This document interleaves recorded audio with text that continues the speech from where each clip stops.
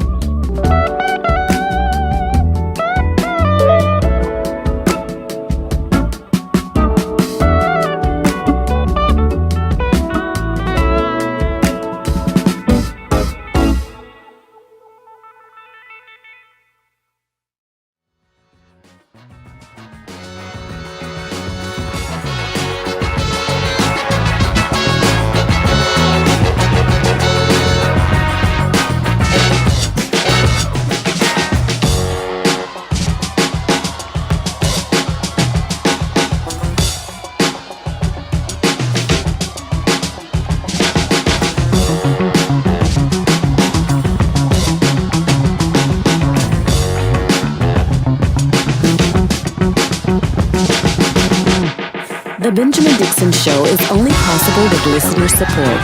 Go to www.patreon.com/The BPD Show.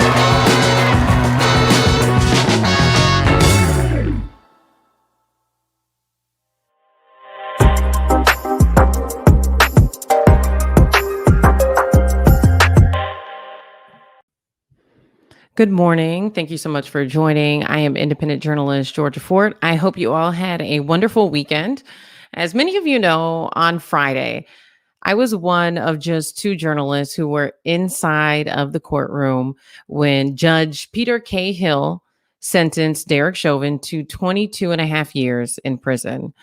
And to be inside of the courtroom during that moment in a lot of ways was surreal. Following the trial, having been inside the courtroom on other days, there was something just different about sentencing. And I think as I reflected on it over the weekend, the biggest difference was this was the first time that we ever heard Derek Chauvin acknowledge the Floyd family. And he didn't say much. In fact, he said he couldn't say much because he's still under investigation for federal charges. Take a listen to what he did say, though. A lot of people have been trying to decipher exactly what he meant. Take a listen. Mr. Chauvin, this is your opportunity if you wish to give any input to the court. And so I turn it over to you and your attorney. Thank you, Your Honor. At this time, due to some additional legal matters at hand, I'm not able to give a full formal statement at this time. But very briefly, though, I do want to give my condolences to the Floyd family. There's going to be some other information in the future that would be of interest, and I hope things will give you some peace of mind. Thank you. What did he mean? What did he mean that there's going to be some information that will give you some peace of mind? And so a lot of people have been trying to decipher, is he referring to the federal charges? Was he already aware? Maybe what to expect from the sentencing? It was a little cryptic. And so, Black Twitter had a field day with that, trying to decipher exactly what he meant. But I think even more concerning was his mother's statement. Take a listen to what she had to say. I am the mother of Derek Chauvin. I am here to speak on behalf of my entire family. On November 25th, 2020, not only did Derek's life change forever, but so did mine and my family's. Derek devoted 19 years of his life to the Minneapolis Police Department. It has been difficult for me to hear and read what the media, public, and prosecution team believe Derek to be an aggressive, heartless, and uncaring person. I can tell you that is far from the truth. My son's identity has also been reduced to that as a racist. I want this court to know that none of these things are true and that my son is a good man. Derek always dedicated his life and time to the police department. Even on his days off, he would call in to see if they needed help. Derek is a quiet, thoughtful, honorable, and selfless man. He has a big heart, and he always has put others before his own. The public will never know the loving and caring man he is, but his family does. Even though I have not spoken publicly, I have always supported him 100% and always will. So that there is the first time that we're ever hearing from Derek Chauvin's mother. She addressed his character, but what she did not address was the Floyd family. Joining us now is managing partner Lee Hutton. Lee, I know that you have followed this case very closely as an attorney. When you heard that Judge Cahill was sentencing Derek Chauvin to 22 and a half years, what was your initial response? My initial response was, oh my gosh, this is yet another reflection of kind of the court system, professionals not acknowledging the historical pain and suffering that people of color have gone through since America's beginning. This is the last blemish of this country that we have not gotten away from. And if I can give you some statistics, there's 26,000 practicing lawyers in Minnesota. Only 1.8% are people of African American heritage. And that just goes to show that that 1.8% has a hard time of changing how we think about things in the courtroom. So yes, when I heard the 22 years, I was disappointed. And like to expand on that, right? 22 and a half years in Minnesota is the longest we've seen at least any cop sentenced, right? So for some, they feel like this is a milestone. It's accountability. He didn't get off. He didn't get probation, and that's what his defense attorney was asking for. But what would have been a more fitting sentence for the crime that was committed here? And that's a great question because I've been asked that. And what I do is I go back to the elements. Is number one, did he abuse his badge? Yes. Number two, did he do this in front of the presence of children? Well, we heard their testimony. Number three, did he do it with such particular cruelty? We saw it on film. And so if you put the elements to each of those categories, and then you connect that to the result of an individual who died before our eyes, and this is not a quick death, Georgia. This is not a gunshot and somebody falls to the ground. This is 9 minutes of complete disregard for a human's life. Now, one thing that this trial did not reflect was the element that George Floyd was, in fact, an African-American male. Had it done that, then I would even be more upset if they got 22 years without considering the hate of another person's skin color. Yeah. Well, and being in the courtroom, there were a lot of nuances that didn't get picked up on camera. For instance, we see Chauvin turn around and address the family, but you never really see their responses. And there were moments, to be exact, one moment when Chauvin's mother was speaking that one of Floyd's relatives got up and walked out. And there was another moment when attorney Eric Nelson was talking that the nephew of George Floyd got up and walked out. Take a listen to what Eric Nelson was saying that just really rubbed their family the wrong way. Derek Chauvin was not even scheduled to work on May 25th, 2020. He volunteered because there was short staffing at the time. I know from numerous conversations that I've had with Derek that his brain is littered with what ifs. What if I just had not agreed to go in that day? What if things had gone differently? What if I never responded to that call? What if, what if, what if?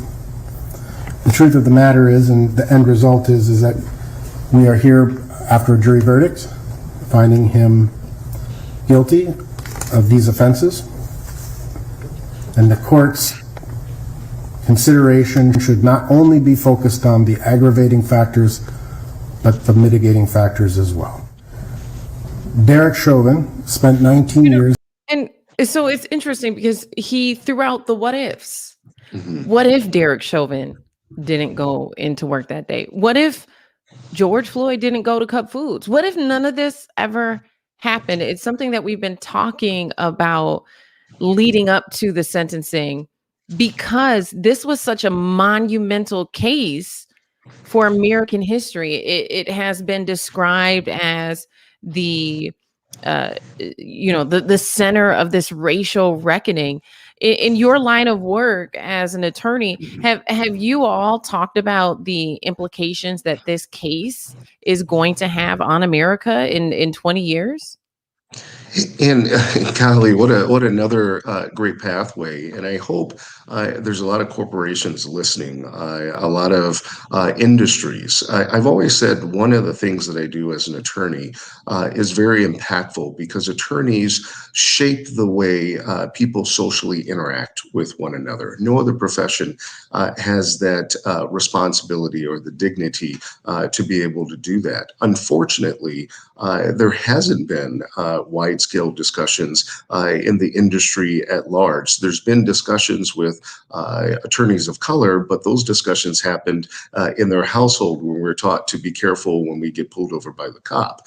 And so, unfortunately, I haven't seen much change in the legal profession and or corporate America after this. It's reflective in corporations donating money in the name of George Floyd, or at least promising to do so. I think there's been a calculation of $4 billion with the being promised, but only 200 million has actually been paid.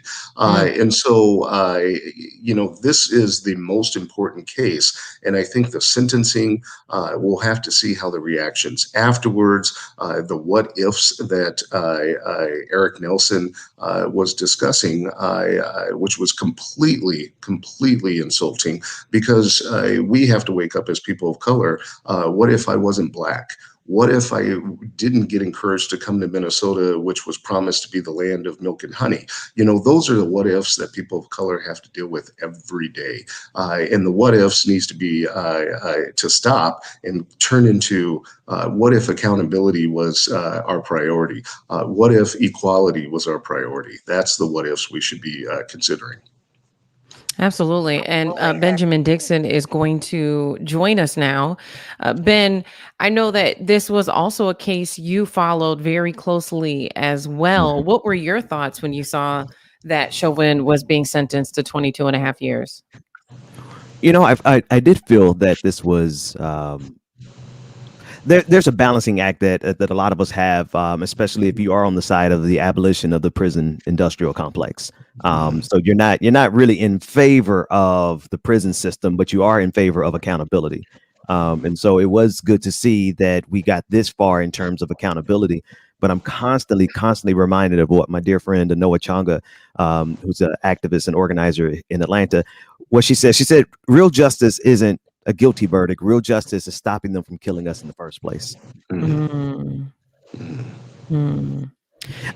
do. I'm sorry, Georgia. That, and then if it's okay, I want to ask. I want to ask our guests a question about your process in all this, because I'm really fascinated with the different avenues for justice and how we move the ball now, because we haven't seen the kind of change that we would expect this monumental year to culminate in. We haven't seen it. We're still begging for it. We're still protesting for it. We're still demanding it.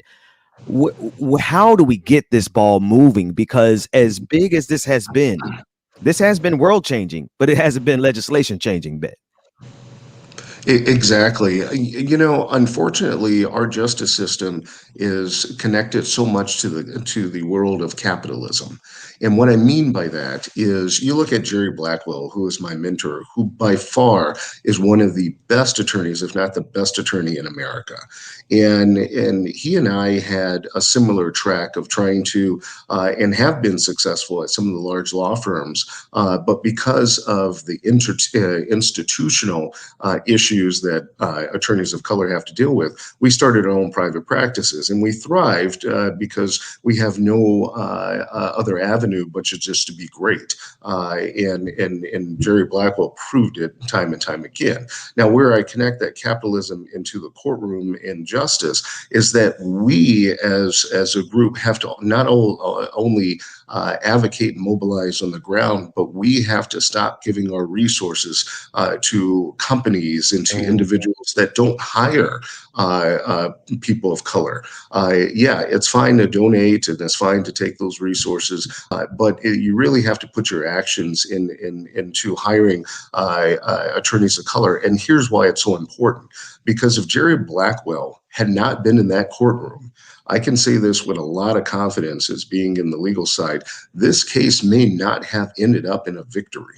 And so think about the Jerry Blackwells and the Lee Huttons and other fantastic attorneys of color who are not in the courtroom advocating for these very important issues, whether it be just a breach of contract or civil rights litigation. If we're not in a courtroom, we don't give it that extra special identity because we're people of color. And again, there's only 1.8% of African American attorneys in Minnesota. Now think about how change is going to come in the courtroom when less than 5% of your African American attorneys are not even getting hired for many of the cases. You know, thank God that Keith Ellison was in office during this time. Right. When you said capitalism and you tied it into that, I felt that deep in my spirit, because I honestly feel that as Black people in this country, we've not only had to survive white supremacy, we've had to also survive how capitalism intersects. And one of the most malicious places that we've seen this intersection is in the justice in the justice system. You seem, Attorney Hutton, you seem like a person who has a very clear understanding of how your identity intersects with class as it pertains to this legal system. Is that perhaps what they're terrified of in the teaching of critical race theory? The fact that it will spread that type of intersectionality and that kind of knowledge base that helps people understand not only their place in this society, in this country as a Black person, but also as a working person? Absolutely, because anytime you have a ship that has no motor but has the sail, it needs wind behind it to move forward. And that wind, when I was a young attorney, I had no mentors, zero. That was able to reflect the profession as a young male of color. I had none. There was nobody to look to. Thank God that Jerry was at least around for me to call him. And Jerry and I had no connection other than, I just knew he was out there and he gave up his time, not for me, just for me, but for everybody. Now, putting that into more perspective, it's kind of, if you can't see it, you can't achieve it, or you don't believe it. And so when Jerry Blackwell was on TV and young individuals of color saw the victory, now they are encouraged to go to law school. Now they are encouraged to also be participants in the fight. And that's what we need is, especially with the critical race theory, is because hopefully when my kids and kids of their age get older, this concept of equality actually means something, to the extent that the past is erased. I come from Texas, and I had to fight in school to be in honors classes. I had to take test after test after test when teachers told me that there's no way that I would be a lawyer. There was no way that I would be successful. And so hearing that in the classroom when teachers themselves don't understand not just the negative response or the obstacle that someone has to face in everyday lives. These are not just everyday challenges. These are crippling effects on our kids of color, which destroy their soul to the point that there's no avenue to go that's positive. And you basically remove the choice from that individual. And once you remove the choice, your destiny is either the prison system, unfortunately, or it's death. And so those are choices that America has historically given to Black people. And unfortunately, we've been strong enough to endure as a race and as a people to navigate those choices, but the fight still continues. If you all are just joining us this morning, we are joined by attorney and managing partner Lee Hutton, talking about the sentence that came down on Friday. As one of two journalists who was inside of that courtroom, The other thing that really stood out to me is just how hard Ellison and Blackwell had to fight for George's humanity, because we saw week after week, day after day, Attorney Nelson dehumanize and criminalize George Floyd, as we have seen the criminal justice system do to so many Black men.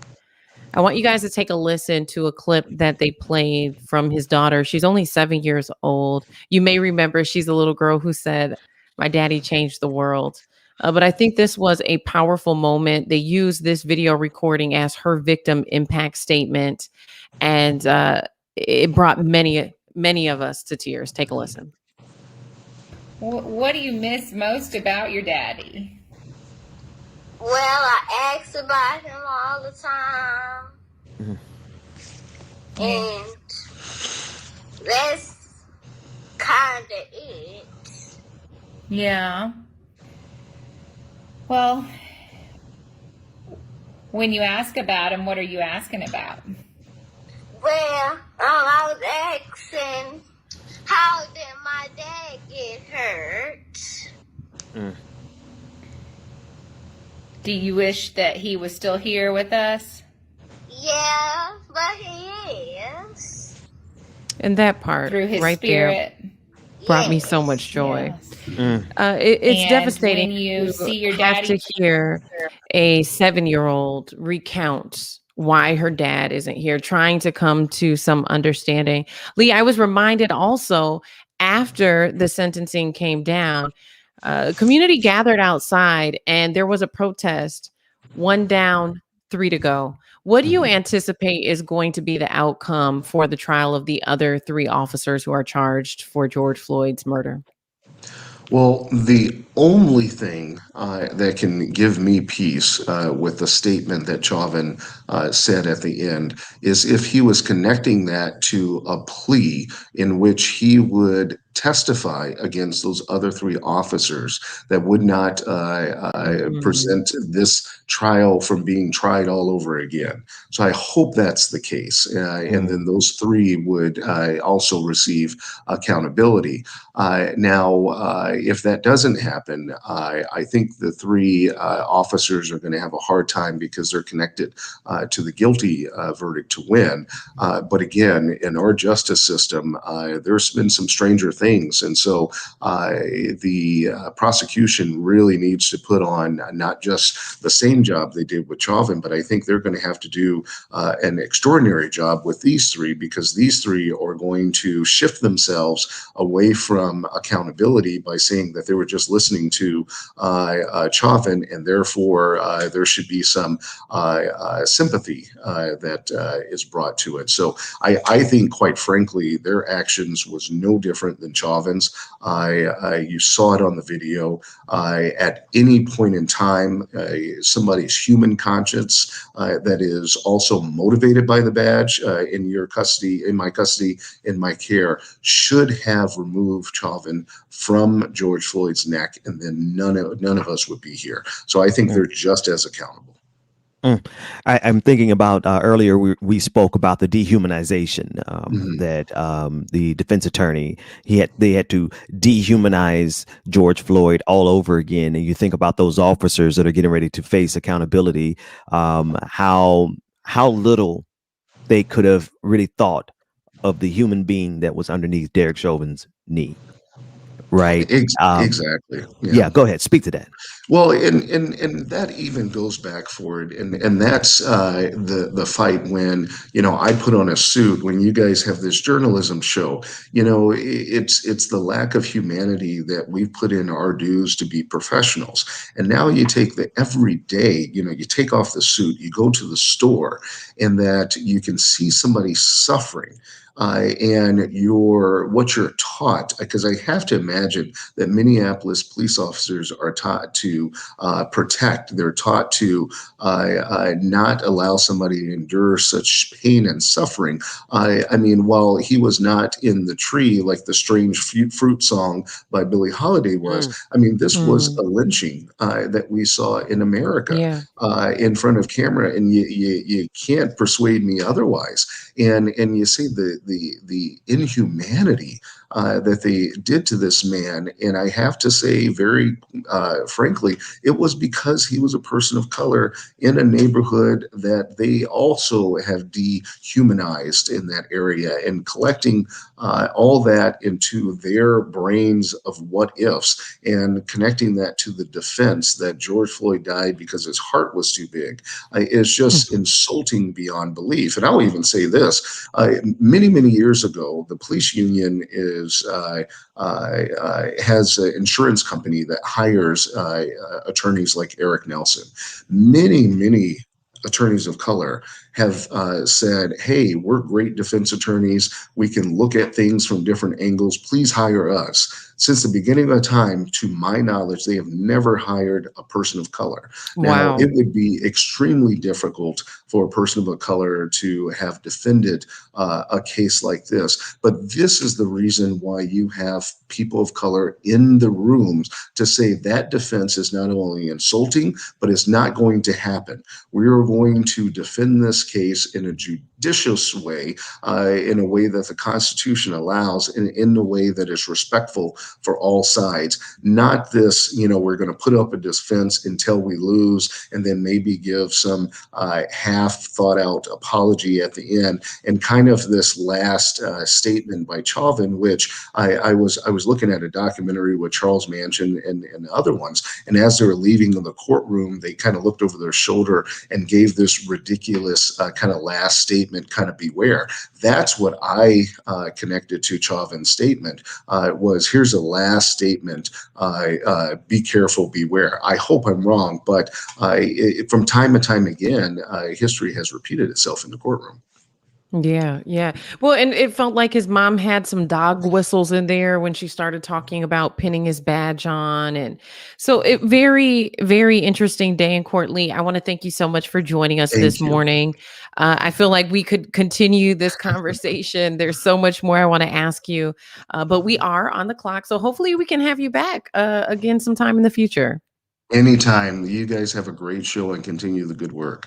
Absolutely. Thank you so much. And for those of you watching, keep it here for more on The Benjamin Dixon Show.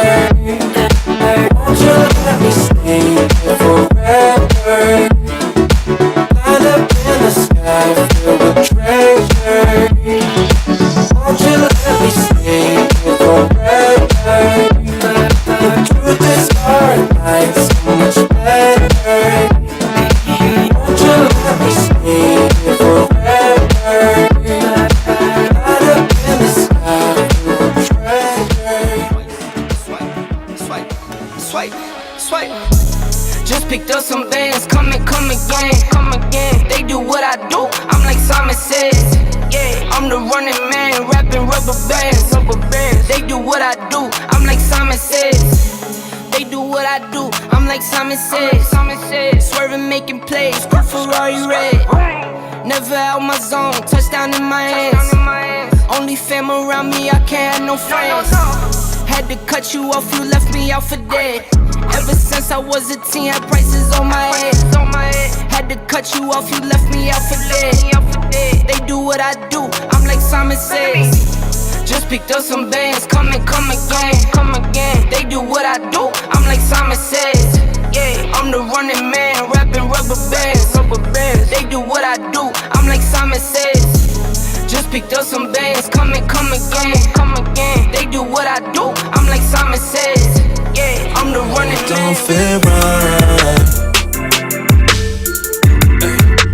I still wanna party with her. Oh yeah. Even when it don't feel right. You know I'ma party with her.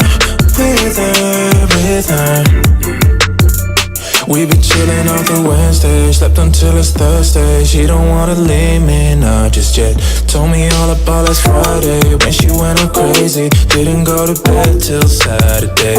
I don't wanna go without, so I asked her to stay. Though she broke my heart in a million ways, but I'm putting that aside now. I'ma feel alright now, happy just as long as she's with me. I've been trying my luck every day of the week, yeah. With my baby, what's up? Always down every weekend. No, love her too much, but I just can't get enough. She's slipping through the cracks.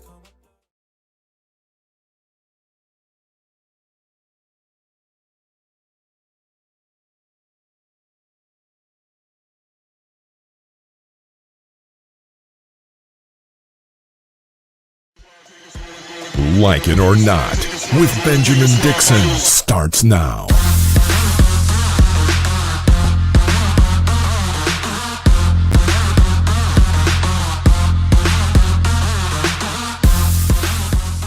Good morning, and welcome to Like It or Not, where we are free to tell the truth and not care who doesn't like it. Today is Monday, June 28th, 2021. I'm Benjamin Dixon, and I am excited to be joined by none other than independent journalist Georgia Fort and professor historian. Well, you know, again, I will give the disclaimer because as you state, you are not an official historian, but you are our historian, Brother Carl Mack. Thank you both for joining and sitting in with us this morning. Pleasure. Absolutely. Good morning. Good morning, Sister Fort. I've been wanting to get the two of you to meet, and shout out to everyone in the chat rooms, Facebook, YouTube, Twitter, Twitch, all the places that we are streaming. Good morning from Rebecca and from James. Now, DJ Exclusive, who's normally here with us, he's under the weather, so he's taking some time this morning. And Rebecca is out on vacation, so we're going to be having these conversations without them, or at least without Rebecca this week. DJ Exclusive will be back tomorrow. That said, we have a lot lined up in today's episode. I'm particularly interested in, Brother Mack, the conversation we're going to be having with some of the family from Florida as it pertains to Juneteenth and as it pertains to the official date.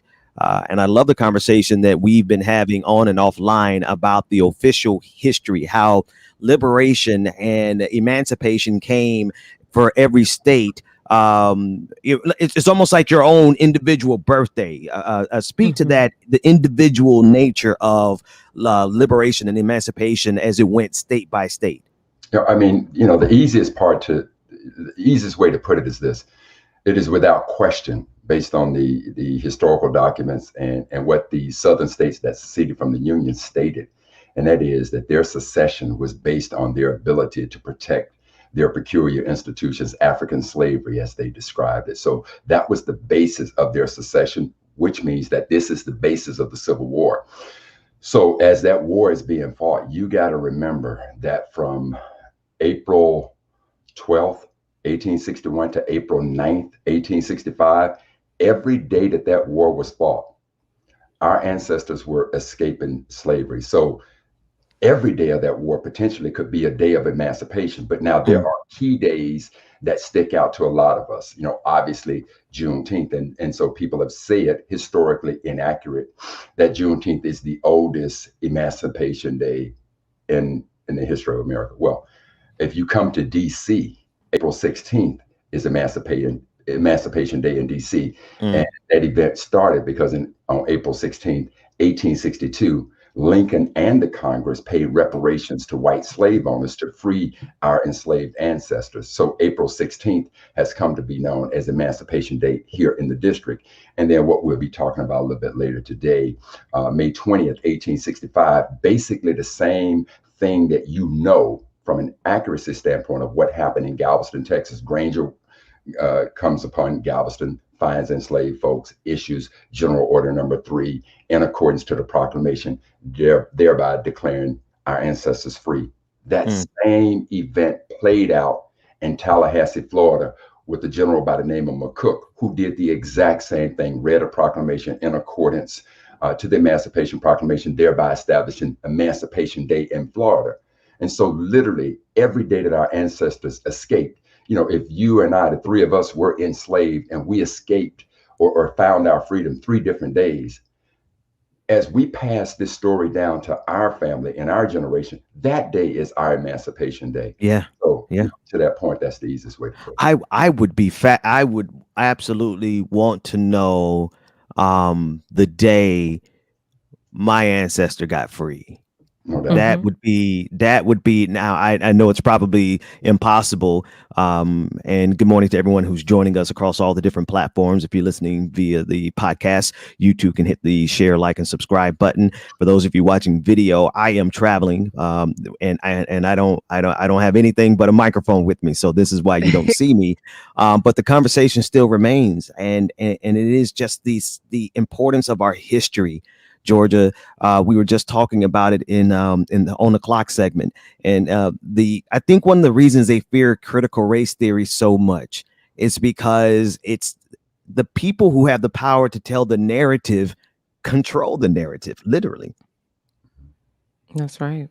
And I was thinking too, as Brother Mack was talking, I used to live in Columbus, Georgia, and they have a Black historian there who has preserved a lot of artifacts. And one of them being a declaration that was made, I believe, in the newspaper, pointing to their emancipation, which was in January, I believe, of 1865.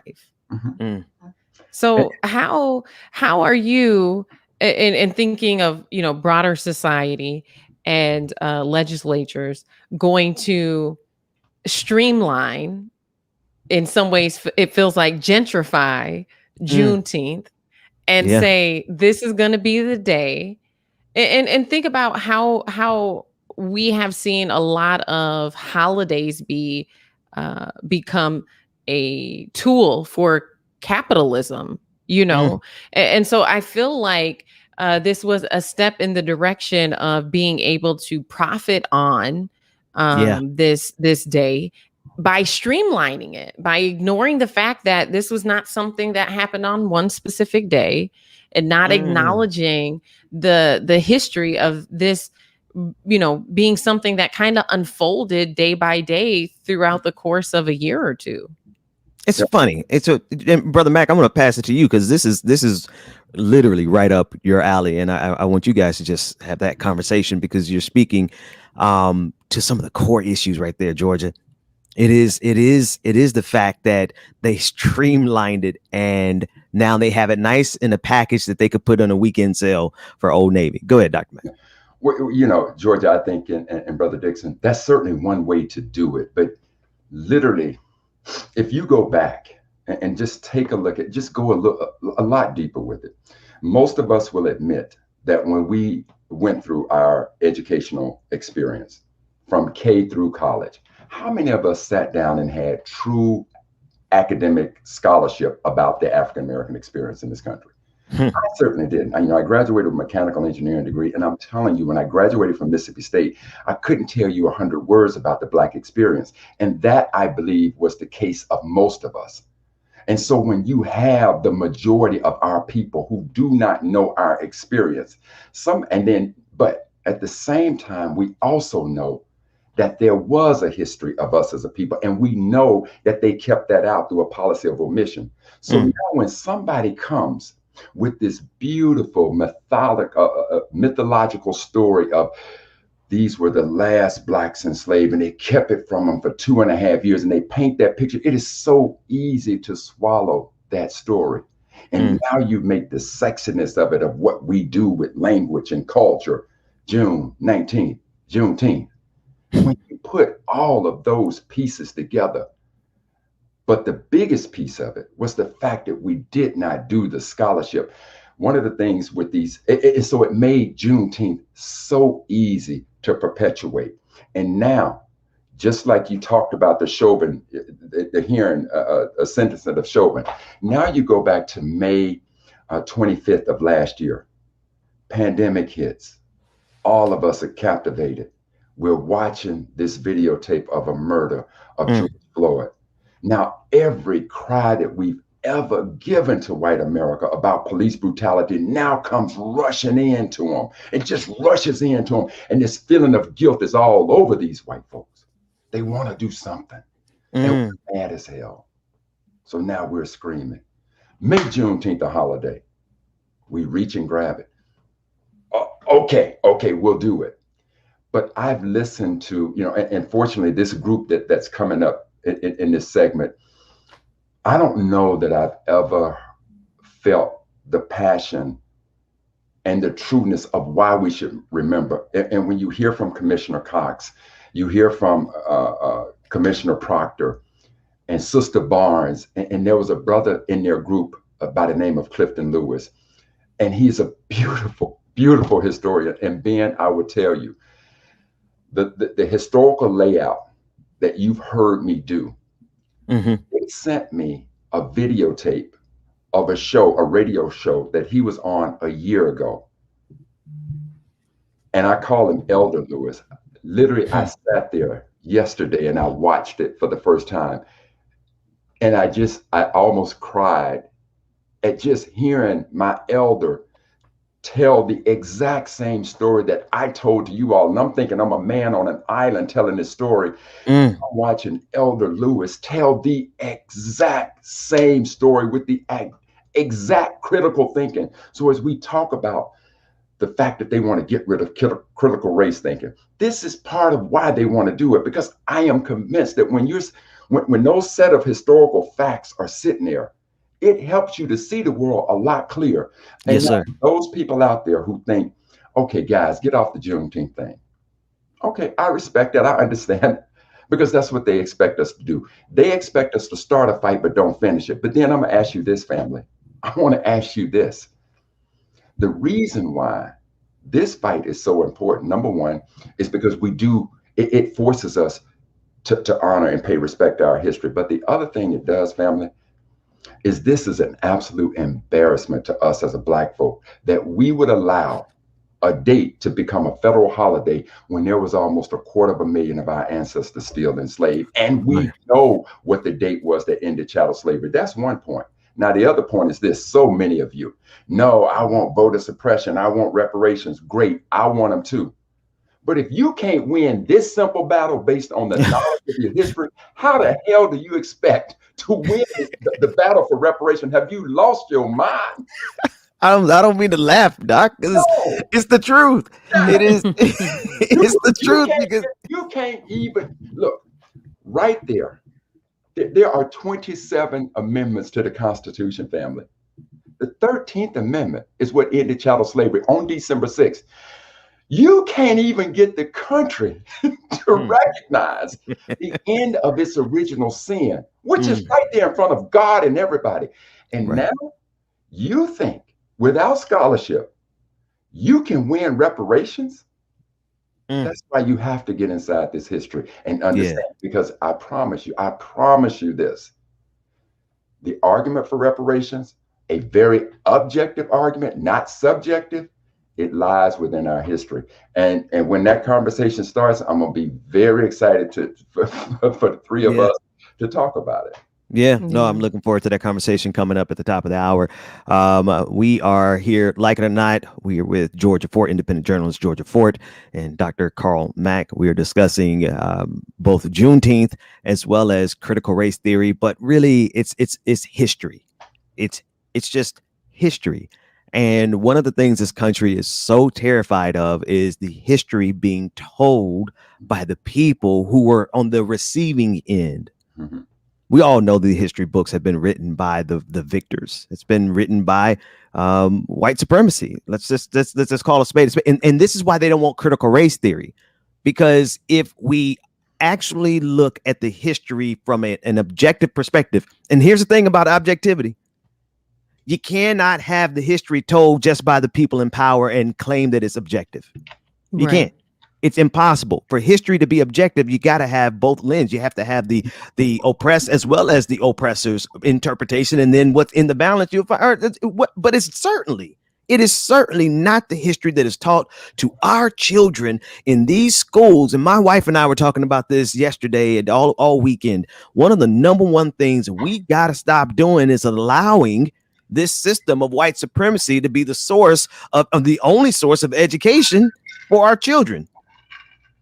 Well, Georgia and then Professor Mack. Let me say this. Oh, I'm sorry. No, go ahead, Professor Mack, then Georgia.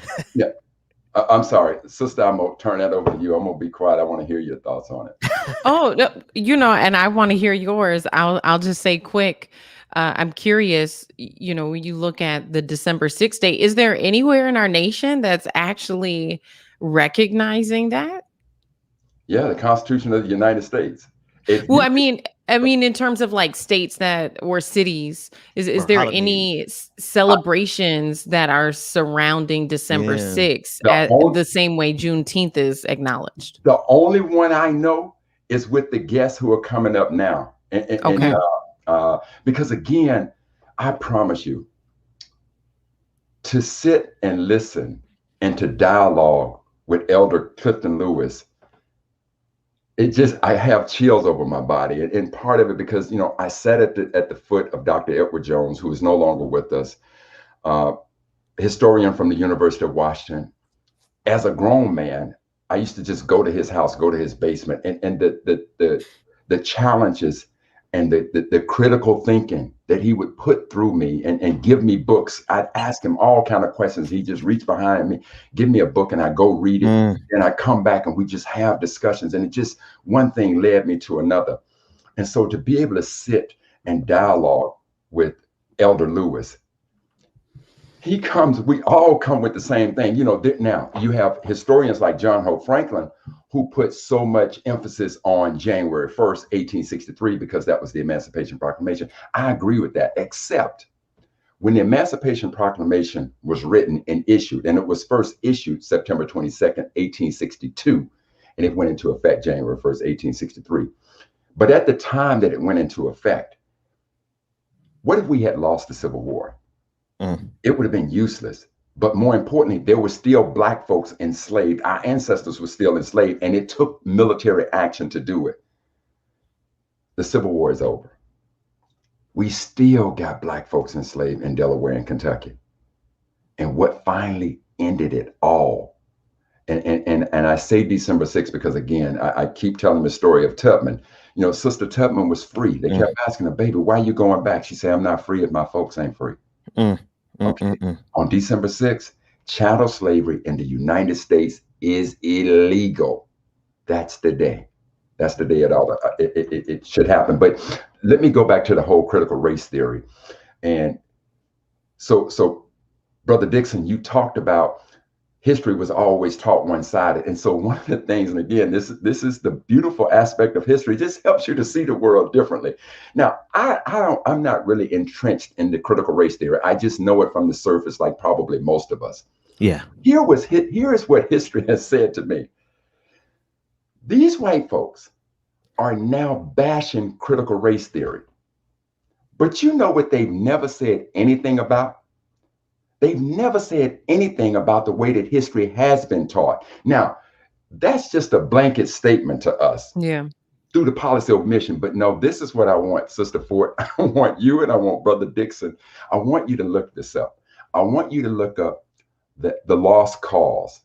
It's an ideology, just like the critical race theory.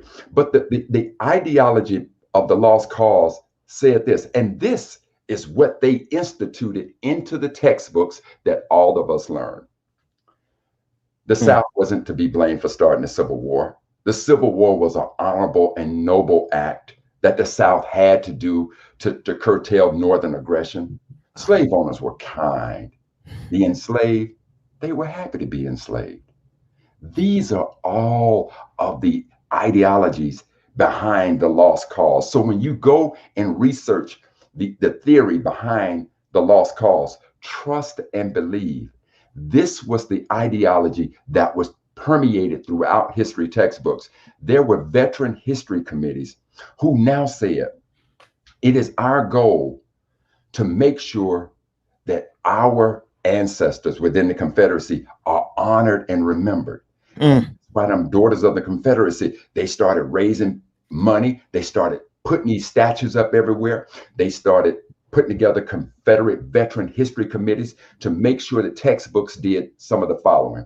White men would get credit for most, if not all, of the contributions in development of America. African American women and other minorities are to receive little, if no credit. And then third, the South shall not be blamed for starting the Civil War. So when they looked at a textbooks, if your textbook didn't follow that format, they would kick it out. And there were two states that are primarily the leads of where history textbooks throughout the rest of the nation come from. And those two states are California and Texas. And so trust and believe, if your textbooks did not follow that format, they got kicked out. And if you go back and probably take a textbooks that your child is looking at right now and just arbitrarily flip open the page, I guarantee you, not that I think, and I don't lay down many guarantees, but I guarantee you, the overwhelming, if you do it 10 times, at least 8 of those pages, it's going to be a white man on that page. I guarantee. Just do it. Absolutely. Just do it. But again, that happened with the ideology of the lost cause. So for forever and a day, we've been exposed and shoved down our throats, and now being shoved down our children's throat, this ideology of the lost cause and telling history. Now, here's this critical theory. Nobody wants to do it. So take a look. Go ahead, George. You were about to George jump in there because it brings me back to AP American history. I was a freshman in high school. And this was, I was a straight A student in high school. I graduated top 20% of my class. And I had this one teacher in middle school who would give me books that were not a part of curriculum to just take home and read. And one of them was about the triangular trade and colonialism. And so I was very aware of African American history outside of what they teach you in public school. So when I went into AP American history, I already had this context. And I remember this is one of the only times in high school I actually got in trouble. I got kicked out. I actually got kicked out of history class. Well, because so it got to the part about slavery in American history. And I remember like it was yesterday reading a paragraph where it said that slaves were not really beaten because they were too valuable pieces of property. Right. What? And I lost it. I got kicked out of class. You would have just thought, and the sad thing was, as a ninth grade biracial student going against this elderly white man about what's in the book. Come on now. This was a 60 or 70-year-old white man. He had read the stuff I had read, but he used this as an opportunity to gaslight me in front of the entire class. Like I didn't know what I was talking about. And I was like, I can bring you other books that contradict that. But Georgia, and so go ahead. Go ahead. But Georgia, I need you to absolutely, again, obviously you'll never forget that story. But now when you study what the ideology of the lost cause is, you're the first person I ever met who has been victimized. I mean, just absolutely, in your case, gaslighted, because that ideology of the lost cause is exactly what they were trying to teach. And now for you're the first person that I've heard that had this awareness to say, wait a minute, that's not what happened. And now you face the consequences. So I'm saying to you, just look it up, just Google the ideology of the lost cause, and just, probably have to read like a couple of paragraphs of it. And I promise you'll hearken back to your experience and go, that's exactly why that happened to me. Thank you so much for it. I love that story. I mean, I'm sorry it happened. Did you get suspended, Georgia?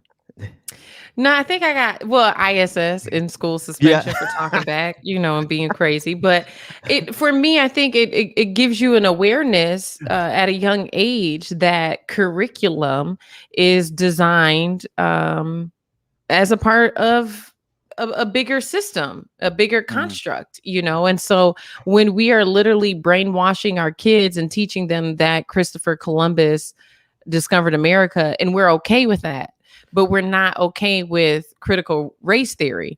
I think that we have a larger issue at hand because curriculum is powerful.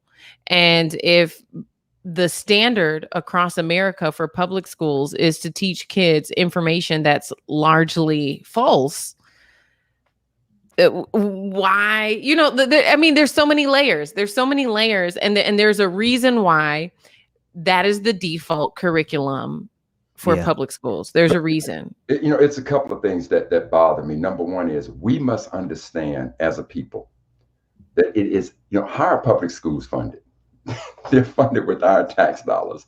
So in a sense, we're saying, here, we're going to give you our money to support public schools. And then they turn around and say, well, thank you, but you will have no say-so in the history that we teach. And we're going to teach all the great things that we as white folks did. And we say, okay.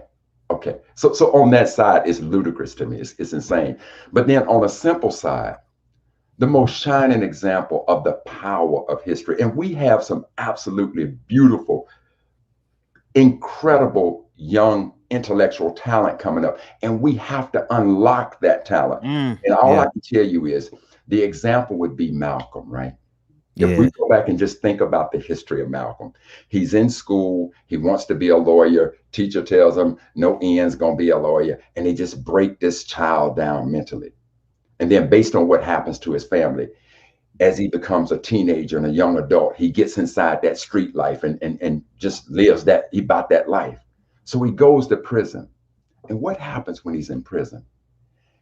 He gets this awakening of learning the Black experience, who he is as a Black man in America. And it was at that point that this real, true, immense power from this beautiful Black man became this beacon for us all. And come on, man, that level of being unlocked lies dormant in our history. And if we gave our children that, you can only imagine. Yes, sir. Where the progress that we would make as a people. Absolutely. Let's do this. I want to play this clip real quick from the 700 Club's Pat Robertson, and he's discussing critical race theory. And I want to have a brief chat about that. And then we're going to be joined. Professor Mack, do me a favor and connect with our producer, David, in the chat room. We want to make sure we got that ball rolling.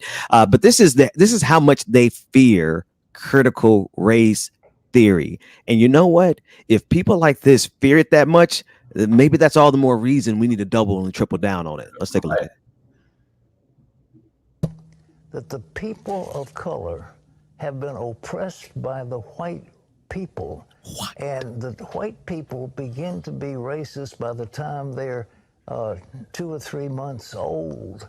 And therefore, the people of color have to rise up and overtake their oppressors, and then, having gotten the whip handle, if I can use that term, then to instruct their white neighbors how to behave. Now that's critical race theory. Well, so actually it's not, but it does not sound that bad when you consider, you all let 600,000 people die from COVID-19 because of your ignorance. When you consider the number of black people who are killed by police disproportionately, so when you consider the barbarism of Western civilization, you think about Christopher Columbus. You guys celebrate Christopher Columbus, and the Native Americans had to survive him. Right. When you really do the sum total of what your culture has done, then perhaps that should be the interpretation of critical race theory, but it's not. No, it's but not. Brother, Brother Dixon, let me tell you, this is, you brought me on to bring this historical perspective. And I've never seen this brother talking about what he thinks is critical race theory. I don't know how old that footage is, but the reason I'm laughing is because what he's telling you is what white folks have thought from the day that they enslaved our people. He just told you exactly. I can pull a passage from Thomas Jefferson saying exactly what he said. The exact thing. Jefferson said, I tremble when I think of my God, and God is a just God. And this will not go on forever. He says, I can view a day when the wheels of fortune would reverse. He said the exact same thing. George Washington. Blacks fought in the American Revolution, and so the Congress decided, no, we're going to kick them all out, because they were afraid that based on the oppression that they was giving us, now you want to arm us and say fight for us, that we would do it. And then Lord Dunmore of Virginia said to blacks in his Dunmore Proclamation, any blacks that fight for us, we'll grant you your freedom. Shit, man, we went over there like 20,000 strong in a hurry, quick and in a hurry. And then the Continental Congress changed it. Even Abraham Lincoln and this Congress, remember now, when the Civil War started, they forbade blacks to take up arms and to fight for our own freedom. It was pressure from Thomas, Frederick Douglass, Charles Sumter, Thaddeus Stevens, and those radical Republicans that just kept putting pressure on Lincoln, that even in the Emancipation Proclamation, that's when he opened it up for us to fight. So this fear of this revolution and this revenge factor that we may take has permeated through America from day one. And I'm telling you now that those who are against the critical race theory, they have that same level of fear. It's just yeah. Georgia, real quick on, I want to ask in context of the Derek Chauvin sentencing that we just came across, and you were one of two journalists in the nation to be in that verdict, not the verdict rather, but the sentencing. I'm curious in terms of the erasure and the whitewashing of history, because that defense attorney would really like to paint the picture of what happened to George Floyd. He would like to whitewash Derek Chauvin and the bloody murder of the brutal murder of George Floyd with the same whitewashing brush as America has done Christopher Columbus and Western culture and civilization, all the things that they celebrate. They really would like to rewrite the history for Derek Chauvin, wouldn't they? Oh yeah, you saw that day in and day out of the trial. Every day, Attorney Nelson coming in and basically saying that there was no way George Floyd died from a knee on his neck, that it was due to drugs and it was due to the positive COVID test and all of these other absurd things. And he actually had different experts come in and help try to tell that story, even all the way up to sentencing, where we saw Derek Chauvin's mother come in and reaffirm that he's a good man and really just not even acknowledge what happened. So much so to a fault where, I don't know if you guys noticed when we play that clip, she said on November 25th. I don't know where that woman has been, but this incident did not happen on November 25th. The entire world, not just America, the entire world knows that George Floyd was killed on May 25th. So I think that you're absolutely right. And for me as a journalist, it goes back to the importance of narrative, and I keep trying to build a broader awareness about the power mainstream media has, because they're really the first line of defense to archive a lot of stories. Right. And so we give them a lot of power. We give mainstream media a lot of power to archive our stories, when a good case of this was the James Baldwin interview that ABC did in 1979, and they never actually aired it. So we give them our stories. They're following this trial. Who else independently, especially in our community, in the Black community, is archiving these stories, these facts, to have an independent account? Because if we leave it up to them, history will repeat itself, and they will do what they did, the same thing they did with slavery, the same thing that they did with lynchings, and George Floyd. We just had an attorney say this was a modern day lynching, and for a lot of the lynchings, they try to cover it up. They try to justify it. They make it more palatable, all of those things. So I think that you're right. And, in covering this case, there was a piece of information that I actually wanted to run by Dr. Mack. We here in Minneapolis, I'm headquartered in Minneapolis right now, and since George Floyd was killed on May 25th, 2020, the intersection where he was murdered has been shut down. And there were a group of organizers who came together, created 24 demands, and they have preserved that space. They've put barricades up. Recently, June 3rd, I think, was the day the city came in, removed the barricades. The barricades were put back up. June 15th, they came back in. So there's been this tug of war more recently, but we're looking at now over 390 days that there has been this ongoing protest in that space. And so it brought me to this question of what is the longest protest in American history? And I don't know if you know that off top, but the one a lot of people pointed to was the bus boycott, which I think was 381 days. And the question now being, is the protest at George Floyd Square, the intersection where he is killed, the longest protest in American history? Well, again, based on how we define protest today, in this kind of knee-jerk reaction to an event, one could look at the Montgomery bus boycott, as you stated, for 381 days. One could look at this. Well, I would tell you what America doesn't want to recognize. And so if I think about it in a critical way, I would say this: the day that they started enslaving Black folks, that protest from that day. And even when you look in the vice president of the Confederacy was a man named Alexander Stephens. He wrote this speech called the Cornerstone Speech. And he starts off by saying the agitating questions relating to our peculiar institution, the agitating questions. I promise you, this agitation about us being free started from the day we were enslaved in this country. So if you look at, and again, most people want to think we sat on the sideline and didn't do anything. Like, for instance, Joe Brown, the former judge. I mean, the dude's an idiot. And I'm calling him an idiot because I'm not going to spare him. He literally said Juneteenth is Black folks taking an L.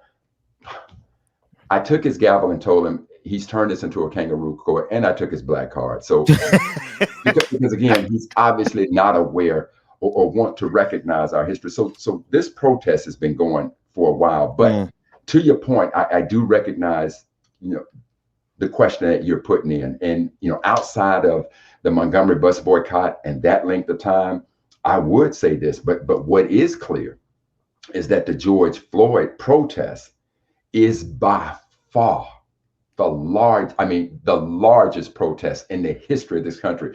This protest involved well over 25 million people. Wow. There is not a protest that I know of in this nation that even came close to that. I literally thought Rodney King was, at the time, I thought Rodney King was the largest protest, if you will. And even before that, you go to the 1963 March on Washington. When we marched on Washington, there was somewhere between 200, if you put a large spectrum to it, 250, 300,000 people that came to that protest. 25 million, in every state in the union, all over the world, Yeah. nothing even close to the reaction that the murder of George Floyd caused from a protest standpoint in this country. We're discussing critical race theory and the Derek Chauvin sentencing that just took place over the weekend, but we're also talking about Juneteenth and the history, the accurate history, and the necessity for history to be told accurately and archived. Georgia, I appreciate the way you framed it, because that's what's happening with the media. They are the official archivers, and if they are archiving it through their lens, then our future is doomed to be the interpretation of people who don't look like us and don't have the same fights and struggles as us. And that includes a conversation on Juneteenth. Joining us now is Tallahassee City Commissioner Dianne Williams-Cox, along with Leon County Commissioner. We are here discussing Commissioner Proctor. Thank you so much for joining us this morning. And I want to thank Dr. Mack for facilitating this conversation, because it has everything to do with the accurate history of our people. I want to pitch it to Dr. Mack so you can frame the conversation. But thank you both for joining us this morning. Now, listen, thank you so much, Brother Dixon. And the truth be told, Brother Dixon, it was your acknowledgement, when you first heard the truth, that literally was the first domino to fall to bring us to where we are. And I've spoken far more than enough. I call her Madam Commissioner, Commissioner Cox. She is my leader in this effort. And I just want to turn this over to her, because when she reached out to me and shared with me the history of what has happened in Florida, I was so moved. And so now, look, Madam Commissioner, the floor is yours. Please tell us. Thank you. First of all, thank you, Mr. Dixon and your staff for bringing us on. And thank you, I call him Bruh Mack. Thank you, Bruh Mack, for giving us this platform. And I want to thank my counterpart, my colleague, my leader, Leon County Commissioner Bill Proctor. And you will learn that we're all rattlers.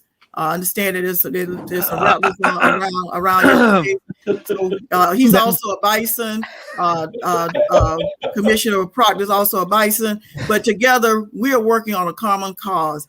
We here in the state of Florida recognize May 20th as our Emancipation Day, because that's the date that General McCook came into Tallahassee with the help of colored troops to read the proclamation to free my people. And that happened in Tallahassee on May 20th, 1865, on the steps of the Knott Building here in Tallahassee. And we have celebrated that date since 1865. My folks left those baskets, they left that cotton, they left the field, and they came out and they celebrated.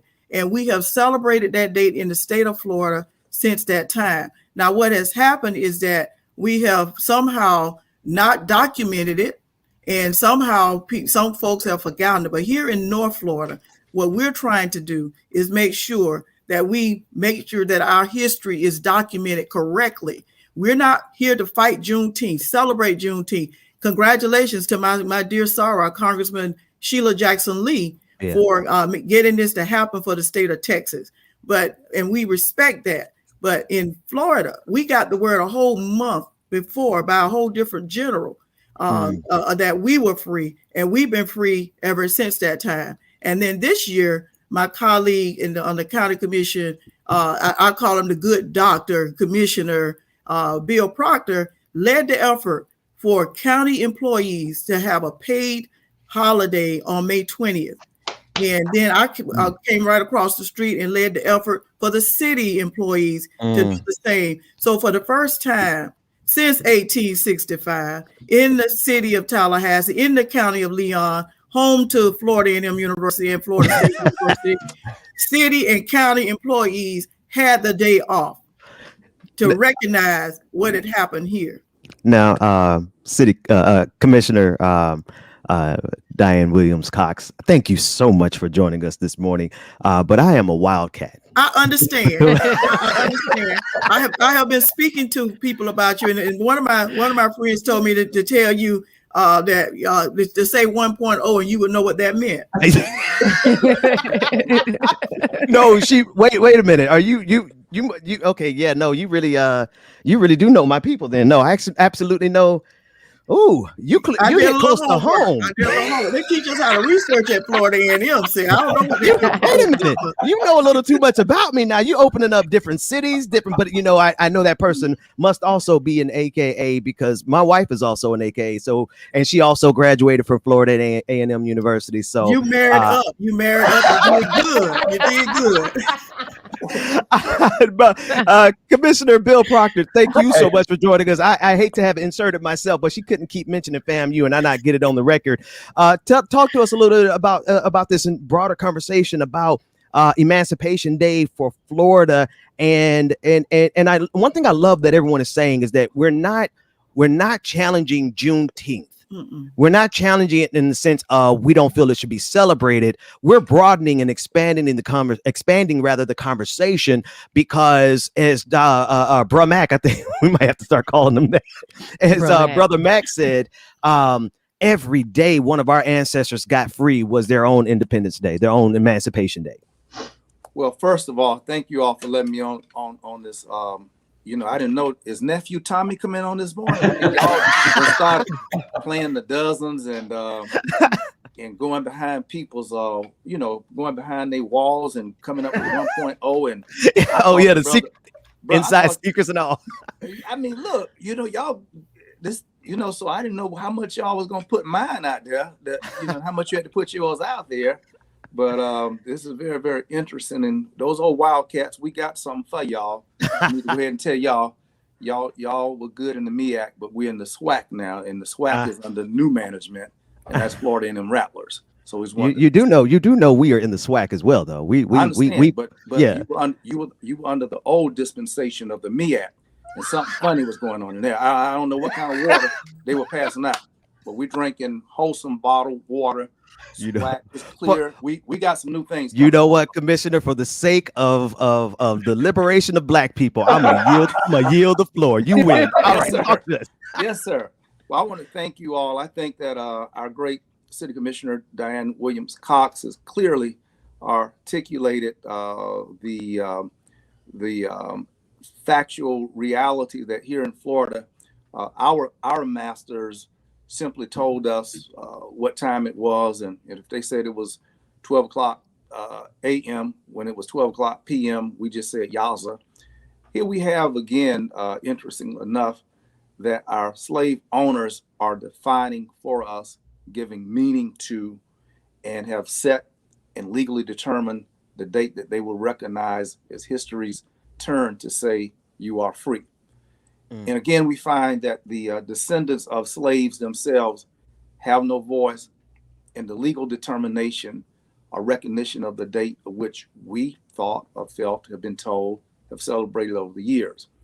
So the powerlessness of Africans in 1865 and the powerlessness of Africans in 2021 in America, the equivalent of our having not the voice to determine, is a stark reality. I begin there. The capacity to foster a parallel history, if you will, is something that we've always had to do. And that's the duality of, quote, the American story and the duality of the African story in America. Those are different norms. Those are different narratives.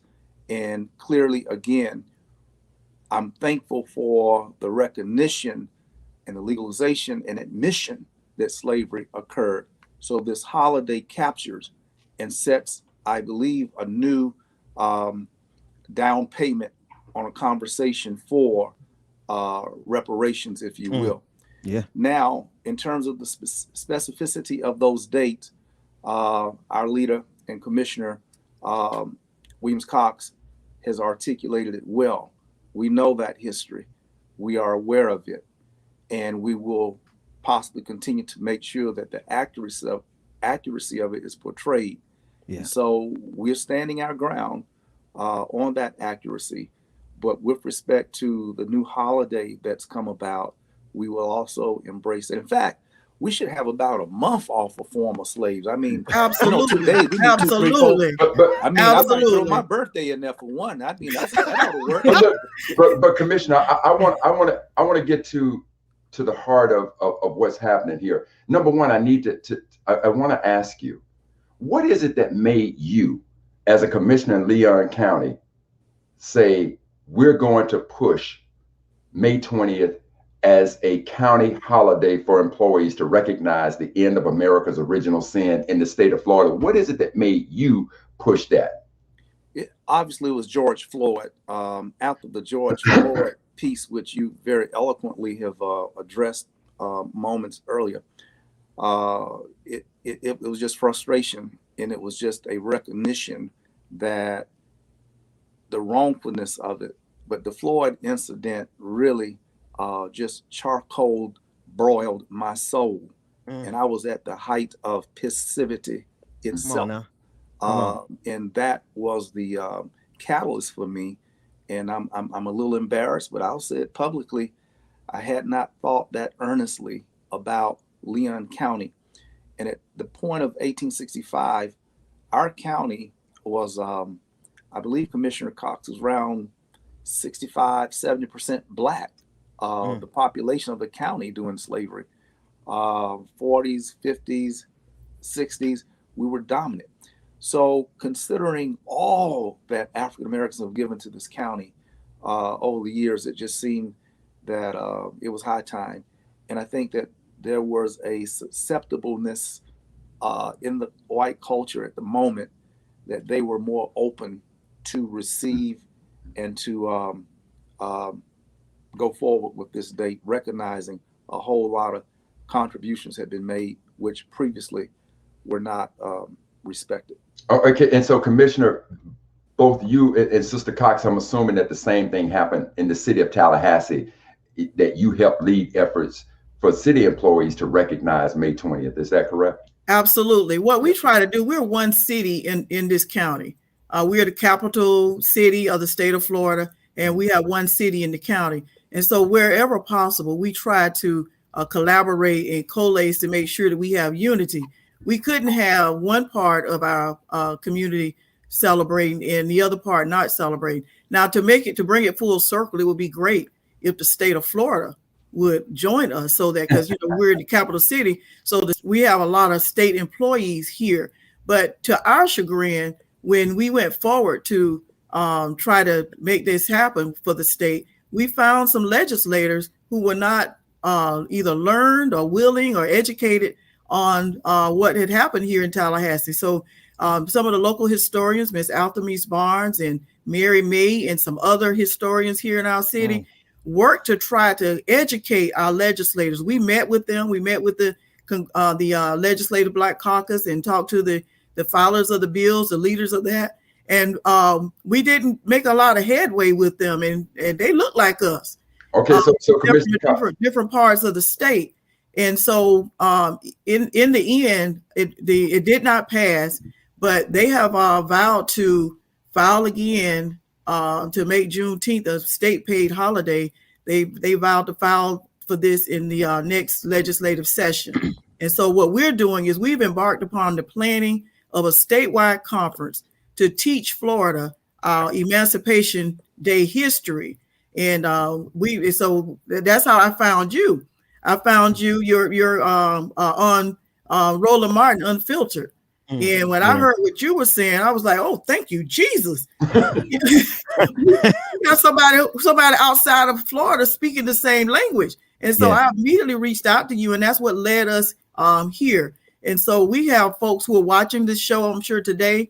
As they say, we got people who probably never watched it before, but this is what we got to do. We've got to educate on every platform. And I heard you say this earlier, sister. The media is the archive of our stories, but if they ain't telling it right, we got to get the people who gonna tell it right, because the truth has to be told. And I believe right now is the time that the Lord is throwing back the covers and revealing it all, because even some other folks have gotten, as Commissioner Proctor said, he was at the highest level of festivity. I think other people have gotten a little pissed off. The Tulsa Wall Street story, added fire to the flame. And so there are the George Floyd bill that they're sputtering and stuttering over, the John Lewis bill, the suppressing the vote. Here in Florida, we're one of those states. It's like we're back in the Confederate or something. Come on now. We're one of those states that are suppressing the vote, and we're here because we're smart. We're gonna figure it out. We're gonna get grandmama and them to the polls now. There you go. Y'all can do what you want, but we're gonna get them if they can't go on Sunday, we're gonna take them on Saturday. How about that? That's it. That's it. Let me jump in there. You can't suppress us anymore. You know how we say it around here? We have started saying it like this. We tired of overcoming, but we will.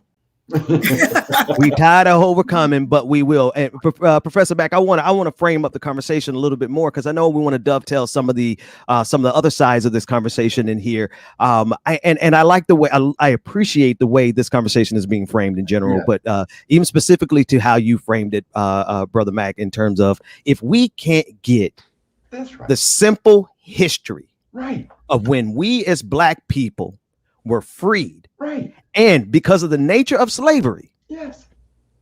It's on an individual level, it's an individual date. And I would love if there was a project for me to find out when my ancestor was free, I would pay to find that out, because that means something.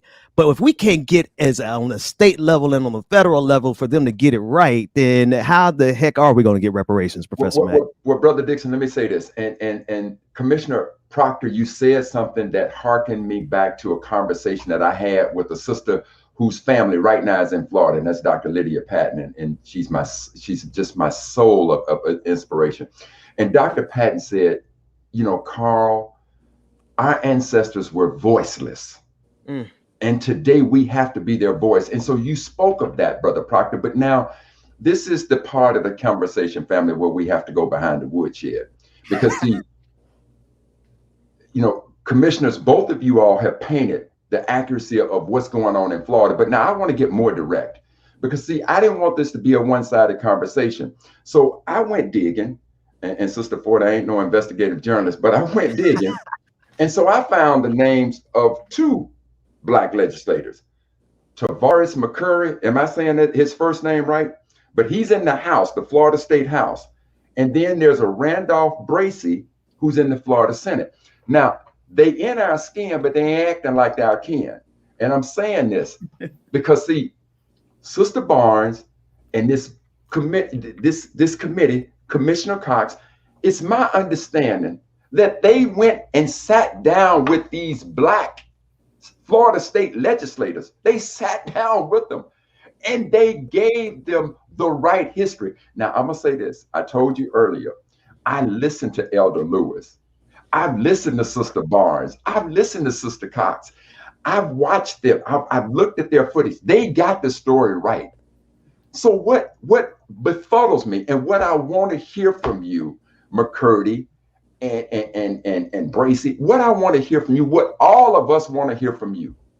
How is it that Black Floridians are telling you that May 20th, Juneteenth ain't got nothing to do with what happened in Florida, and you are pushing an agenda with knowledge that what the Black folks, the Black soldiers who are buried in cemeteries in the state of Florida, we don't care what they did. We gonna just go along with what's wrong and what's popular. Now I'm gonna say this to you like I've said it before, McCurdy and Bracey. There is a fundamental difference between ignorance and stupid. Ignorance is when you lack the knowledge. Now, because Sister Barnes, Elder Lewis, Commissioner Proctor, Commissioner Cox have all educated you and told you, and you still want to hold a press conference and shove this lie of Juneteenth, keeping the Black folks and our ancestors in Florida who are buried in that state, in the Sunshine State, to keep them voiceless. You are the quintessential definition of stupid. Now, we've asked you to come on this show and explain it to us, and that invitation still exists. I tell you what though, if they I'm sure they're gonna show up now. So we're gonna make some room. We're gonna make room for them to come on. They more than happy they can come on tomorrow, or they can come on later on in this episode if somebody has a way to tweet at them. But it's important though, because here's what I'm seeing, Dr. Mack and Commissioner Cox and Commissioner Proctor. What and in Georgia also, because we've had this conversation. You and I have had this conversation offline. It seems as though there will always be someone there happy to facilitate this inaccurate history. I want to be very specific because I don't want to lay anything at these people's feet that is not to be laid at their feet. But we have this inaccurate history that's being spread throughout the country, and it's dealing with our fundamental truth as Black people. And the question is why? Help me to understand why they are messing the history up. Right. But it's not only messing it up, but at the same time, disrespecting the ultimate sacrifice paid by Black Floridians to get Black Floridians free. It is an abomination. And for those of you who look at me and go, Carl, you're coming too hard. No, I'm not coming nearly hard enough. I don't want to see inside this history. When you get inside and sit with Sister Cox, Commissioner Cox, and Commissioner Proctor, and I was on the phone with Sister Barnes. Sister Barnes got to be what Sister Cox. I don't want to put her age way out there, but she's our elder. But this sister she's seasoned. We'll say she's seasoned. And she's beautifully seasoned.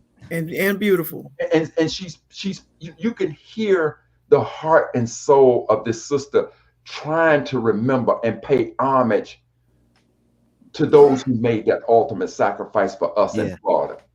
And what is McCurdy and Bracey doing? They just put a pair of tap shoes on them. Well, let me. We just gonna follow suit like everybody else and hold a press conference. And I promise you, Florida, we're gonna get Juneteenth.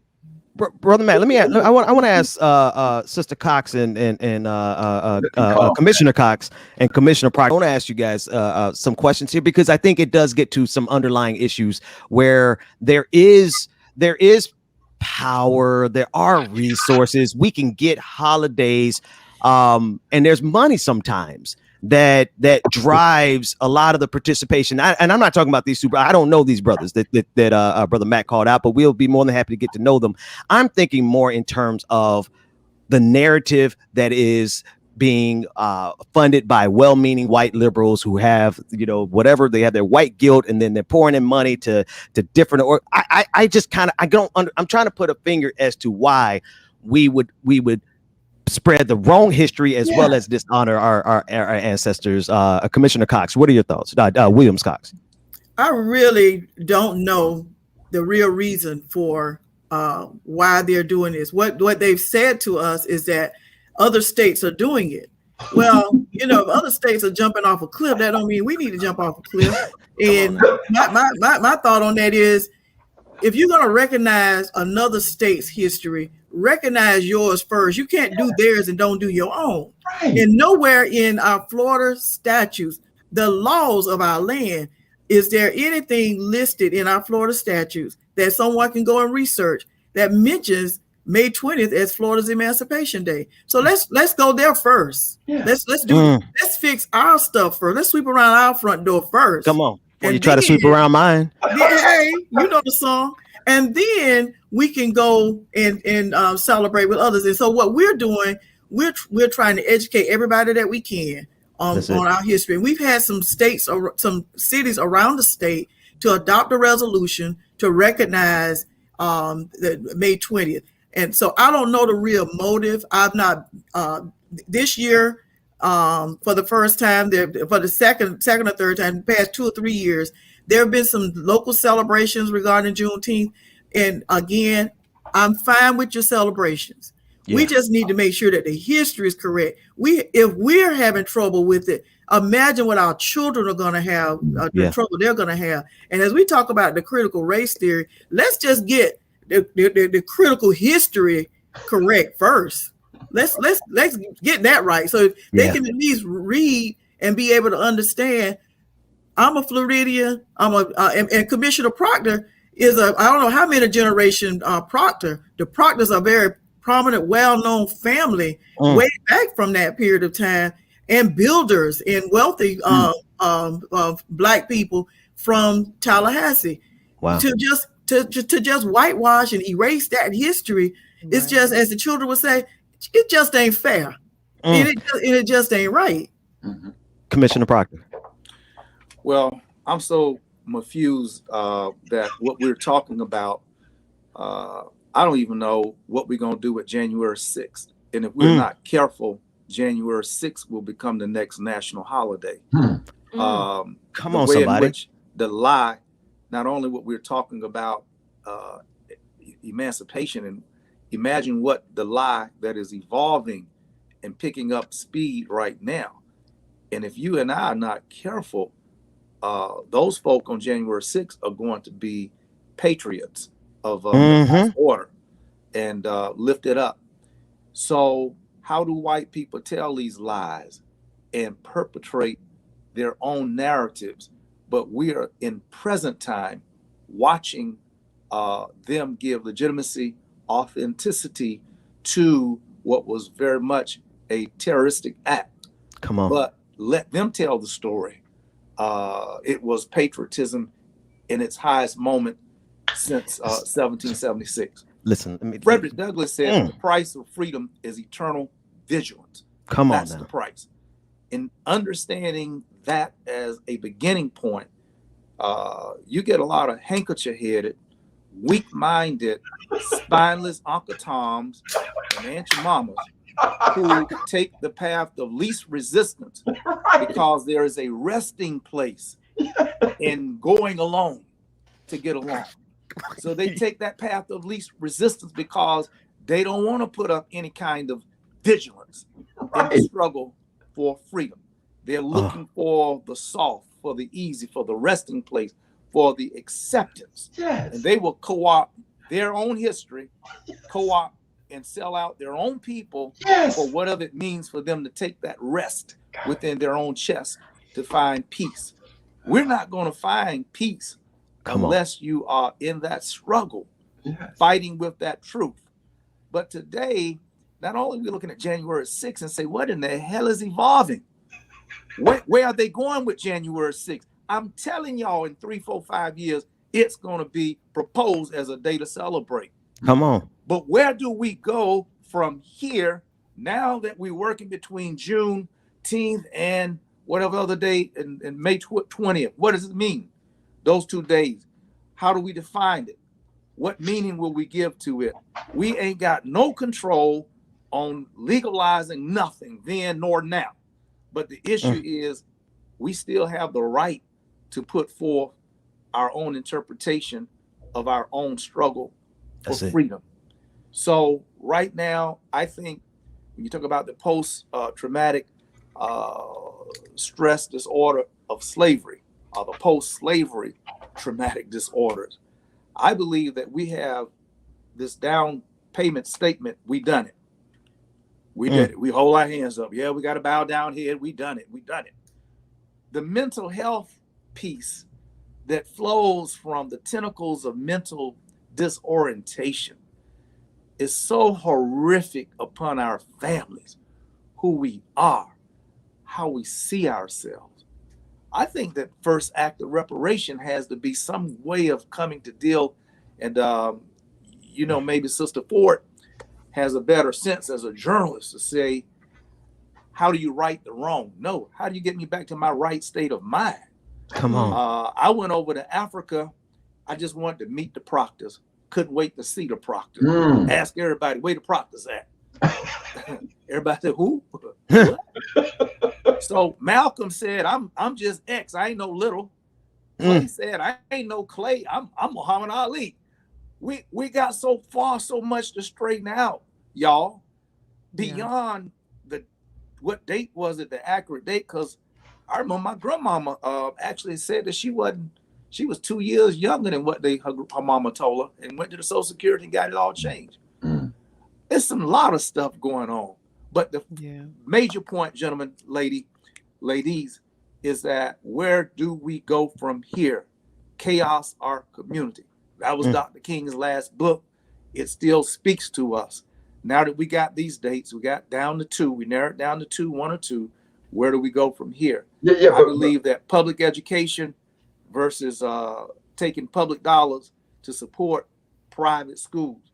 When you got private schools getting public dollars, but they got a different curriculum and are not held to the accountability of taking tests in the state of Florida or other states, but they're not held to passing no tests, but they're getting the public dollars, and public dollars going to public school systems are held accountable for what children learn or don't learn and how we define a learned child, but Commissioner, well-learned child. Commissioner I know I'm Proctor, all out of the weeds, but I'll Commissioner Proctor, right there.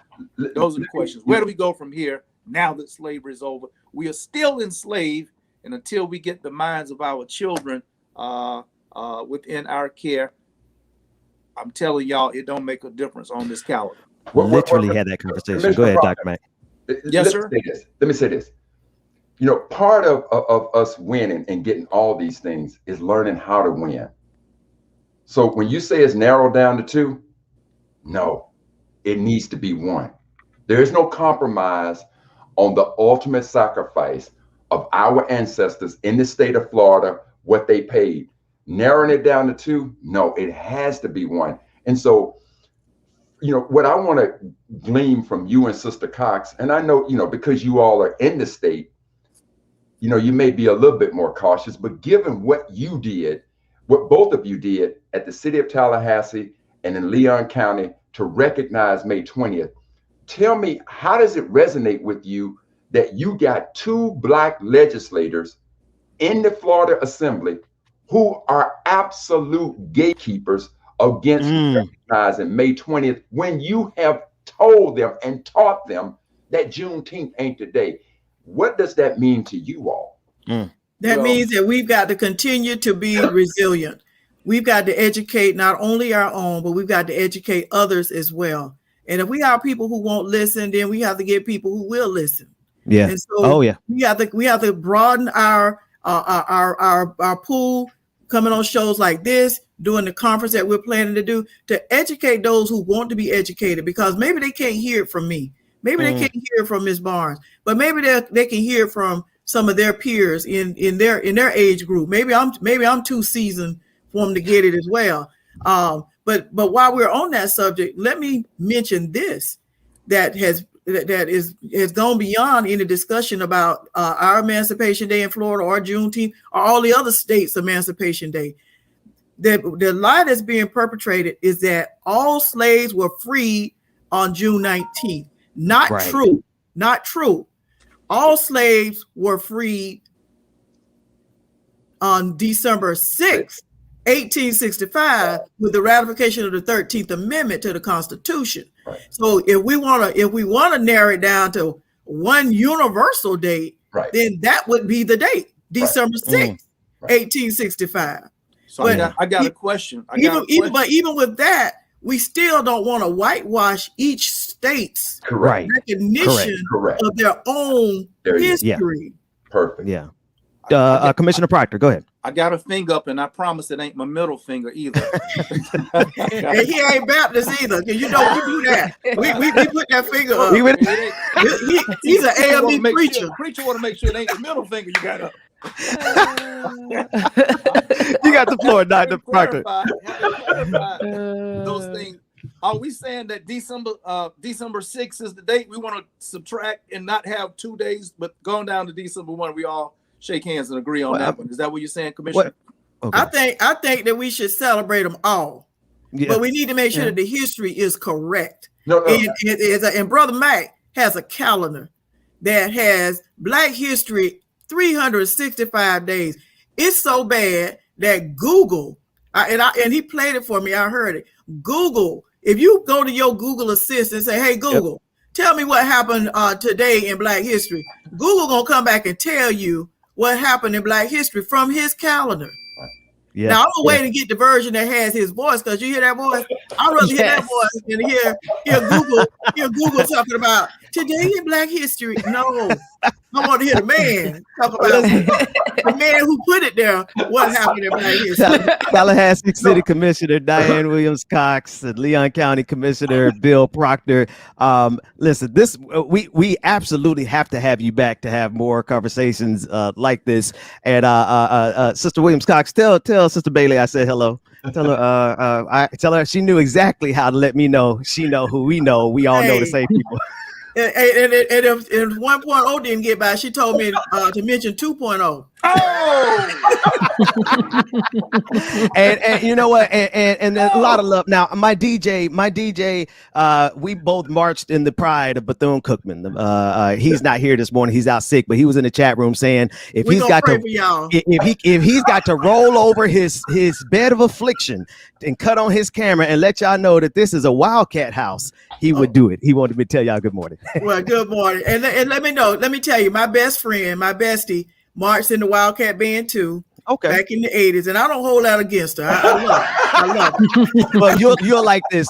You'll like this. Our co-host Rebecca Azor, she's on vacation this week. She is a Rattler as well. So we are a house divided, but we are a house unified underneath the spirit of HBCUs and our blackness. Thank you all. And Dr. Mack, obviously you stay here, but thank you for setting up this conversation. I think it is a very, very important conversation. Thank you all. Commissioner Proctor, Commissioner Cox, I'm so proud of you all. You just warmed my soul. And Sister Barnes and Elder Lewis, thank you so much. And I'm look forward to talking to you all and continuing this fight, because I promise you this, I ain't going nowhere. Commissioner Cox, you my captain. You tell me, you point me and I hunt.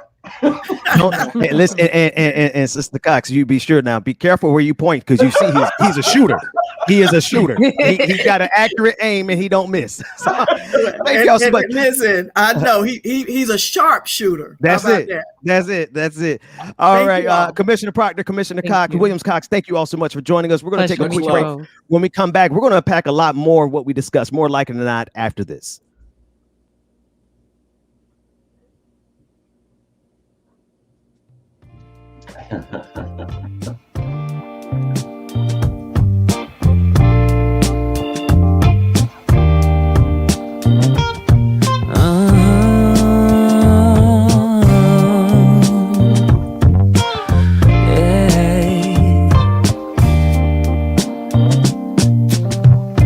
Dancing slowly in the moonlight beneath the stars that lit up your eyes.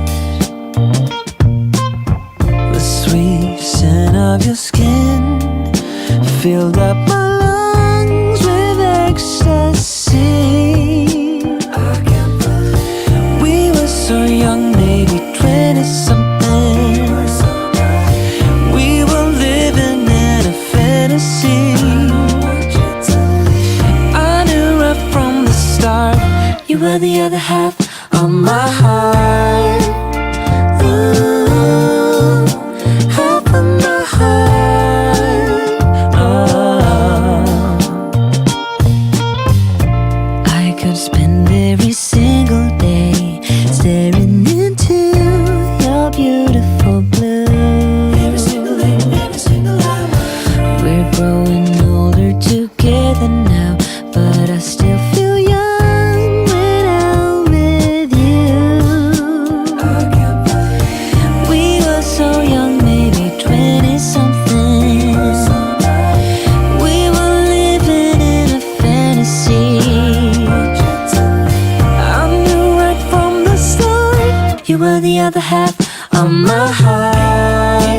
Wanna be so the other half of my heart. Wanna be so yeah, yeah. Wanna be so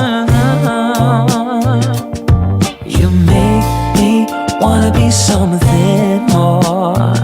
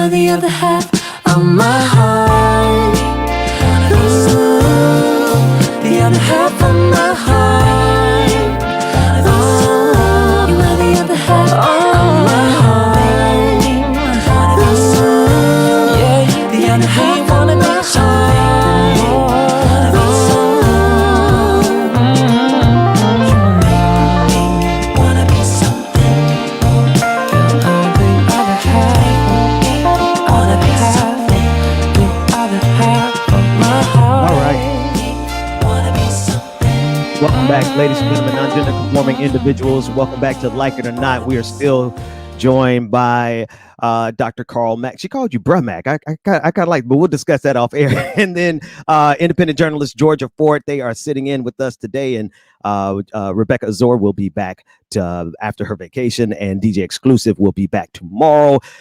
Georgia, I want to come to you because, well, one, that I don't know what it is. Talking with just talking with our people does it for me. Like I'm in Florida. Reason nobody can see my picture right now. I'm traveling. I'm in Florida with my in-laws, and Brother Mack, you actually mentioned sitting in the basement and getting books and whatnot. And me and my father-in-law, we sit in the garage and we listening to some soul music, and we talk.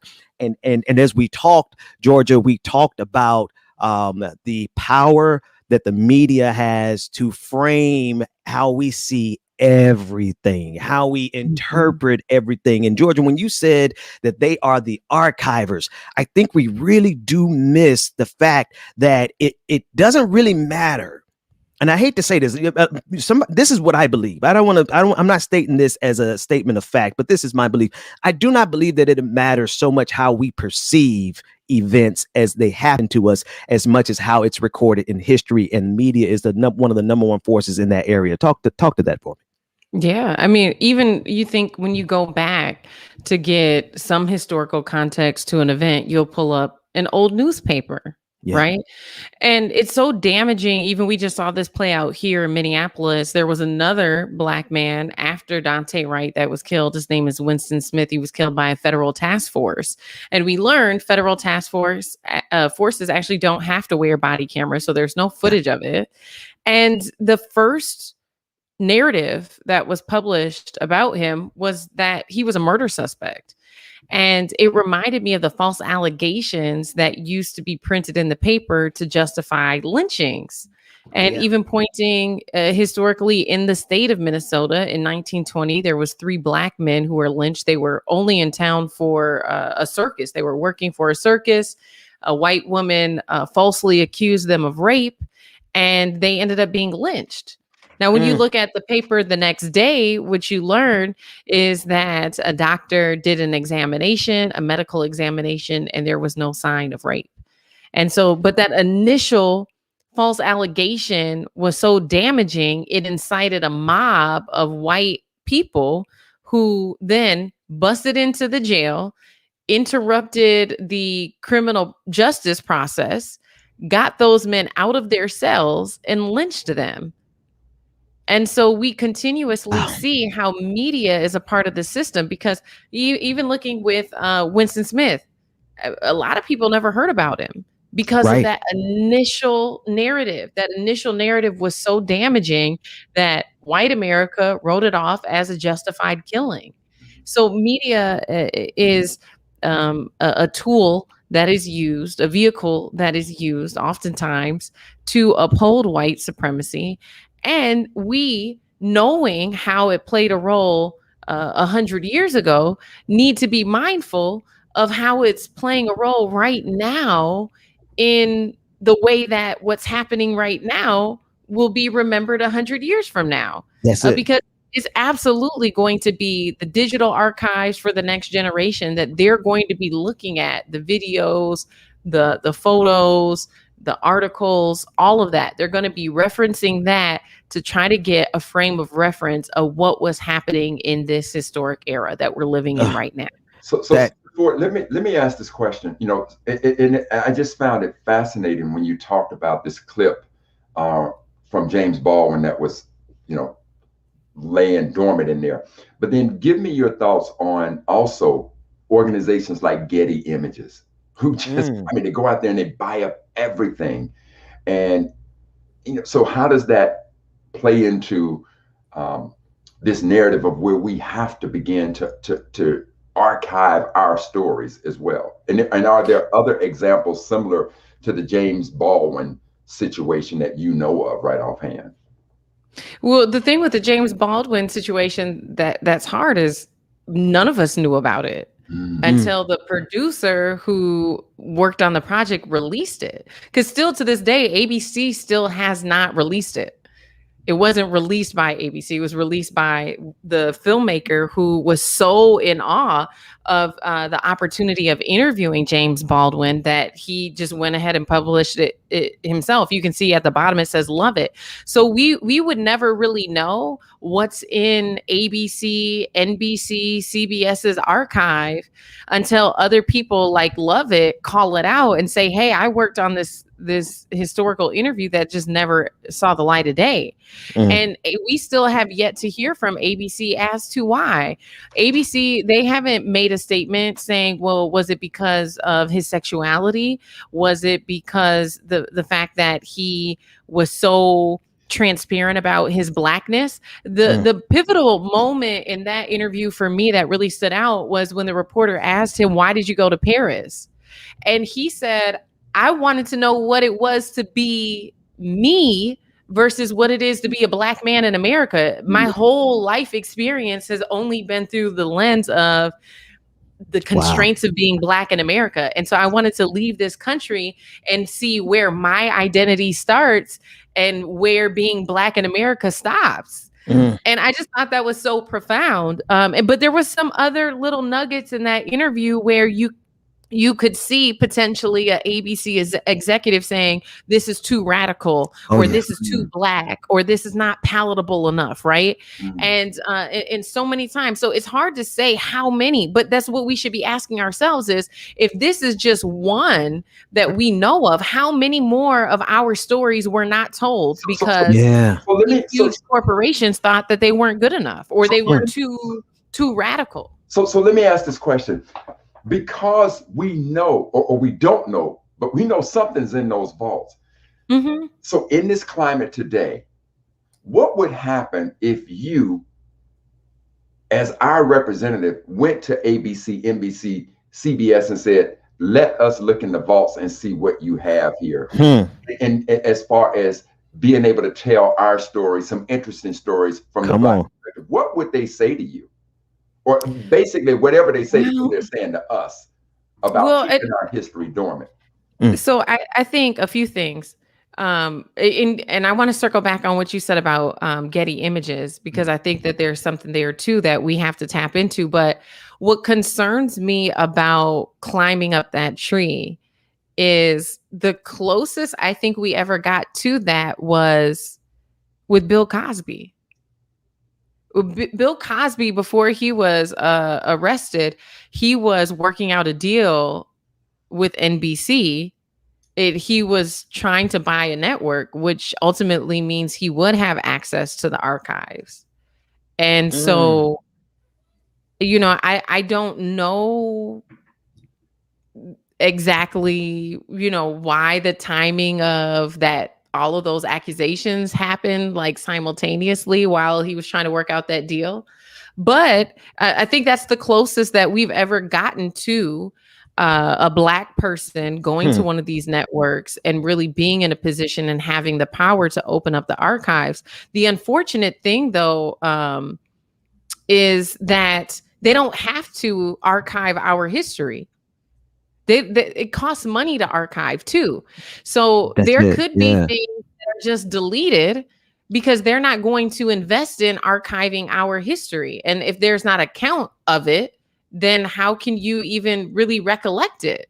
Right. Yeah. So that in going forward, we have to be mindful in investing in, and every city has their Black paper, their Black radio station. Some have a Black TV station, not all, but we have to be very intentional about investing in Black owned media and sitting on the boards to help them put the infrastructure in place to archive, because archiving is expensive, but ultimately in 20, 30 years, the archives is going to be how we remember our history. And so with the Getty Images, even taking it to the next level, the power of Getty Image and the power of even the network itself is to be able to disseminate information across the country quickly, right?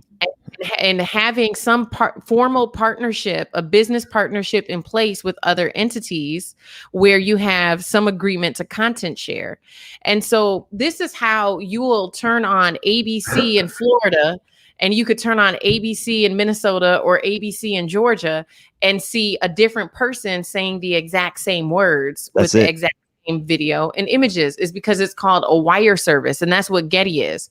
Black people don't have a wire service, right? We have Oprah Winfrey Network. We have Tyler Perry Studios. Like, we're starting to get some elevation in terms of the advancement of Black-owned media, but we have yet to invest in infrastructure that allows us to have a wire service where the Rolands and the Benjamins and the Georgias of the country can click of a button, upload something, and then now everybody has access to it. And so having that independence even would allow us to have further control of our narrative, because right now the way that a story goes national is either through a CNN or ABC or NBC, because they have the infrastructure, they have the wire service that's set up where they upload it and then it's distributed and it's available to all of their affiliates in the country. And so we have to start to invest in infrastructure like that. But you know, this story with James Baldwin just, I mean, it's got me going crazy to know that, because he is such a profound individual, as you know. But still, just play the supposition with me. Based on the James Baldwin example, could you imagine walking in, just play along with me and tell me what would happen if you walked in to ABC or any of the major networks and you gave the example of this hidden treasure that was lying dormant in your vaults, and we want to know what else is in your vaults? What would they say to you? I'd venture to say they'd just say no, unless you got or write them a pretty big check. You know, Georgia, what do you think? Will you think the same, or you think? I don't think that it's hidden for a reason. And I think I mean, when you start, we always talk about the patterns and connecting the dots, right? And how there's parallels. Why is it so hard to learn the truth about slavery and emancipation? Why isn't that taught in schools, right? Why is there this lack of transparency? Why are things hidden? Why are there things about Black people that are hidden from Black people? Why? You know, and so as long as they have the power and the control and the ownership, it's theirs. They don't, because they own it. And it points to a bigger, something I think is even more problematic about the media industry, is how exploitative it is. The world now, America has been made largely aware of how exploitative the music industry was in the 80s and the 90s. We know that, and there's been lawsuits and there's been ramifications to the contracts now that artists get. But that revolution has not happened in the media industry.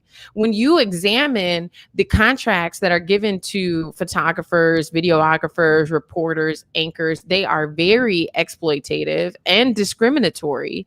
But that has it's been allowed to continue because nobody's ever really called it out and asked for anything different.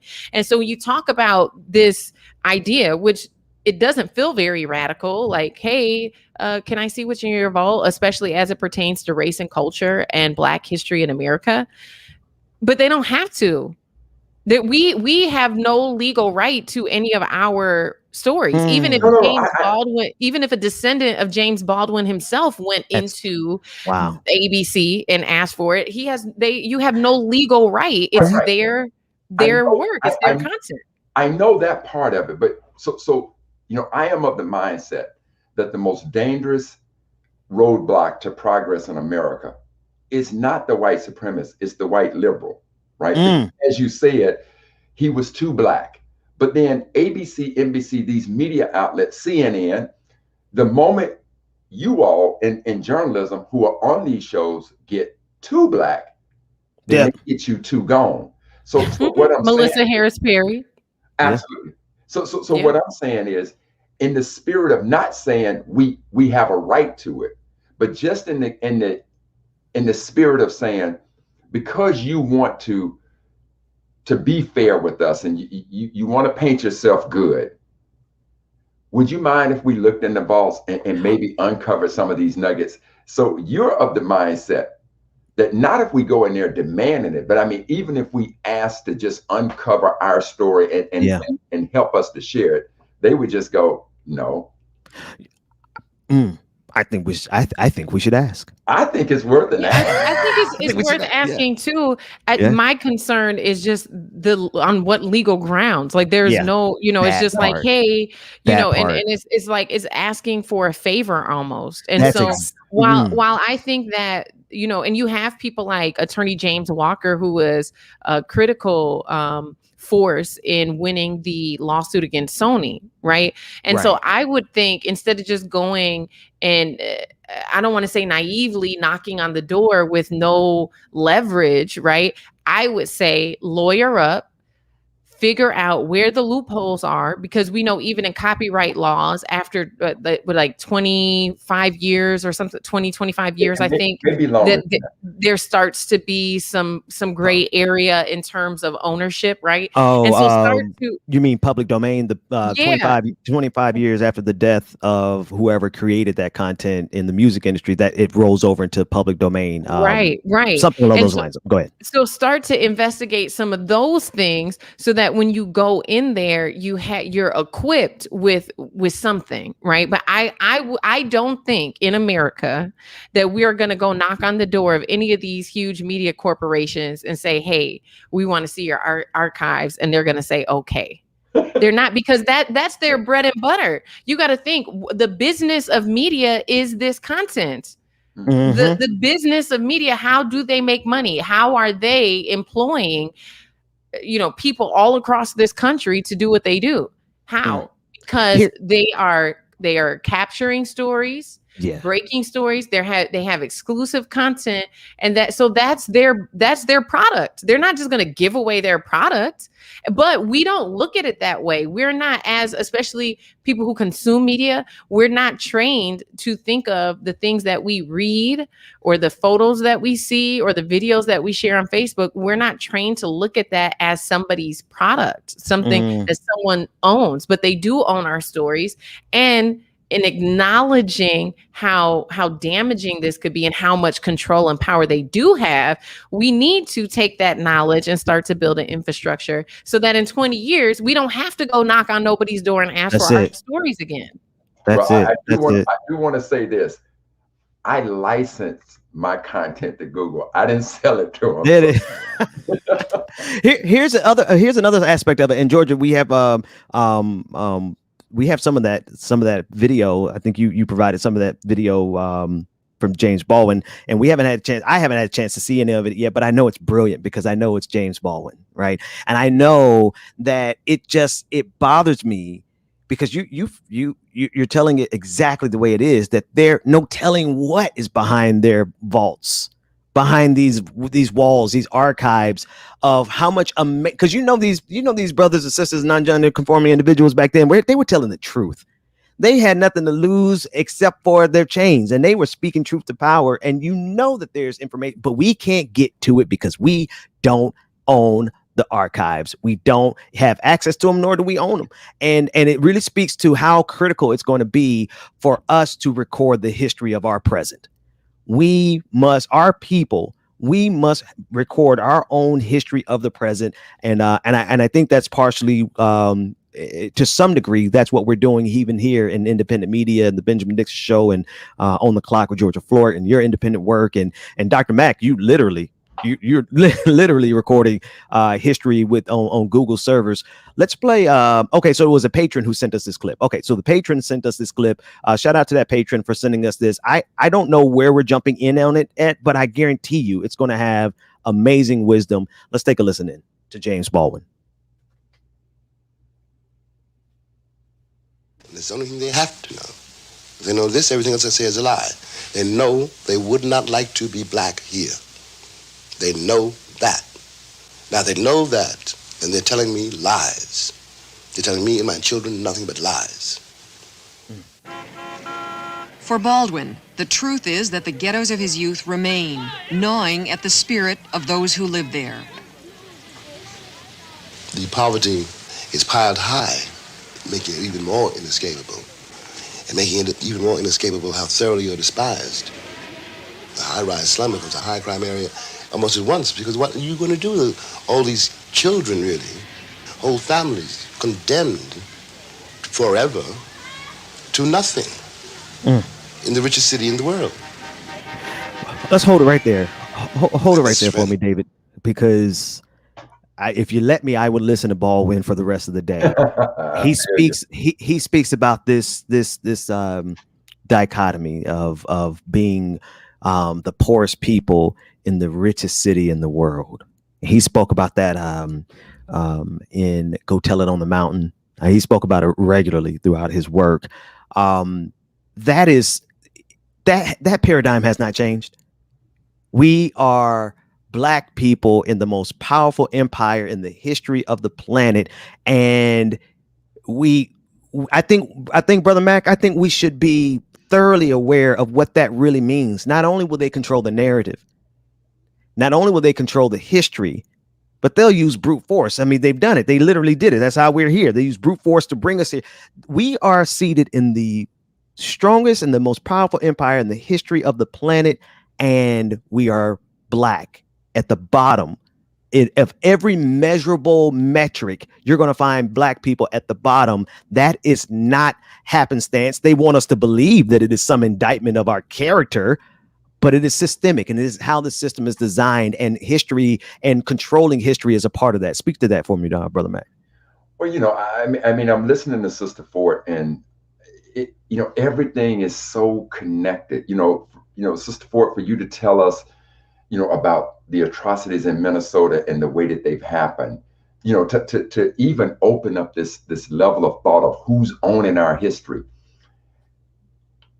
I'm just so, you've created so many thoughts running through my mind about why it is so important for us to tell our story, and be accurate about it. So it's so obvious to me, and you fed me so much this morning, sister. So just thank you. And I don't know what else to say, brother, because Sister Ford has just overloaded my soul. So I appreciate that. And the feeling is mutual. I think that, the beautiful thing about this space is that we are all calling in from different parts of the country and all living through 2020 and 2021 in our own ways, right? Affected in different ways, and with different area of expertise. And so I have been extremely fed by the understanding of history that I feel like, why didn't I learn in school? Why didn't we have this context of December 6th and what Juneteenth is, and who that's really for, just people in Texas, and so the feeling is absolutely mutual. And I think that for me, when I look at what is my role, right? What is my role in this day, and how can I play a part in not allowing us to continue to go through this cycle? And you look at media. Yes, we focused on the criminal justice system because of what happened to George Floyd. We've really focused on police accountability, and we've really, really focused on the importance of voting, right? And all of the attacks with voter suppression and everything. But for me, and being a journalist, I continuously remind people the importance of media and how media is playing a role in all of this stuff. And for you, with your expertise being in history, that's the only way in 20, 30 years from now, people are going to know the history of today, is how it was recorded. And so there is so much intersection in all the work that we're doing. We heard so many people in Minnesota because of the magnitude of George Floyd and it happening here, and this being the epicenter or ground zero. And then right after that, then you had Dalal Eid, which a lot of people didn't know about, and then Dante Wright, and then Winston Smith. So it's like, it's still happening. You have so many people who are here saying, well, I just don't know what I can do. It doesn't matter what your profession is. There is something that you can do. That's it. That's it. Use what you got. Start where you are. Do what you can. Everybody can play a role in activating change in our country. Well, listen, I want to thank I want to thank both of you, Georgia Fort and Brother Carl Mack, for coming in. And Georgia, you've been sitting with, you start us off every morning at 8 o'clock with On the Clock. So thank you for hanging out and helping with Rebecca being out of the way. And Brother Mack, we try to get you around here as often as we can, because as I like to say, you may not be their historian, but you are our historian. So thank you both so much. We're going to end the stream a little bit early today. Because I kind of want the conversation to resonate with James Baldwin during Pride Month, at the tail end of Pride Month. One of the things you said, Georgia, was whether or not they kept this in the vaults because of his sexuality, which during the time it totally 100% feasible that he would suffer another layer of oppression in this country because of his sexuality. But the level of brilliance that brother, just exuded, from his pores. I don't know what he said to these young black kids in this clip, but I know it was brilliant. Let's play that, and then we'll be back tomorrow. DJ Exclusive will be back tomorrow. Rebecca will be back next week. Professor Mack and Georgia, as often as you are available. This platform is yours. You are family. As far as I'm concerned, you're part of the show. So y'all come back tomorrow. Y'all can come back Friday, whatever day is best for you. That said, David, let's close off here with James Baldwin sharing his wisdom. And I want everyone to just think about how important it is that we teach our own children our history. He spoke at the Police Athletic League in Harlem. A writer might be a dancer, might be a carpenter, might be architect, might be a junkie, might be any number of things.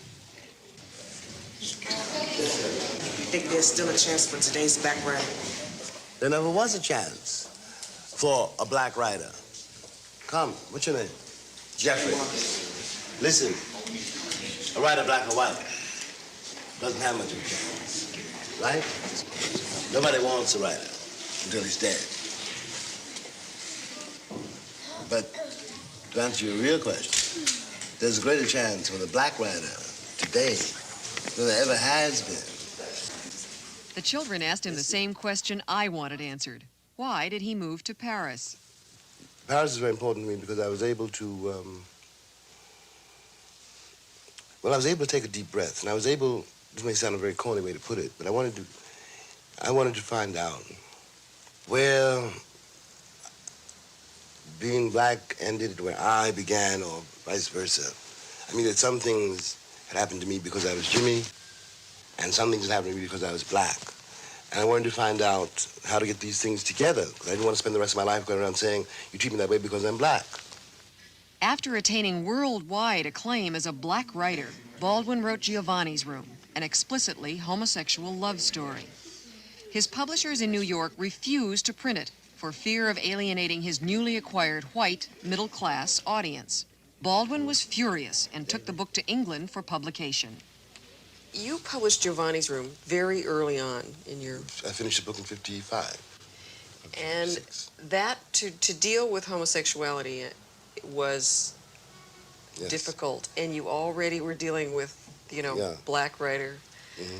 What made you decide to do that? Well, one can say almost that I didn't have an awful lot of choice. It was something... Giovanni's Room comes out of something which tormented and frightened me, the question of my own sexuality.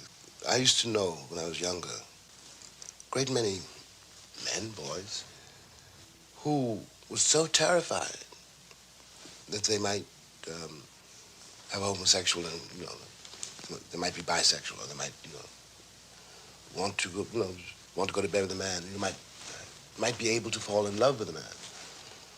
And they were so frightened of that they could never fall in love with anybody else, They were so frightened of men they couldn't touch women. Giovanni's Room comes somewhere out of that. Did you also feel that you wanted to get it on the record, your own homosexuality, early? I don't know if that, well, I don't know if I wanted to get it on the record, but I wanted to confront it. I'm very glad that, that was done, because it also simplified my life in another way, because It meant that I had no secrets. Nobody could blackmail me. You know, you didn't tell me, I told you. James Baldwin is one of those lucky people who's never been unsure of his family's love.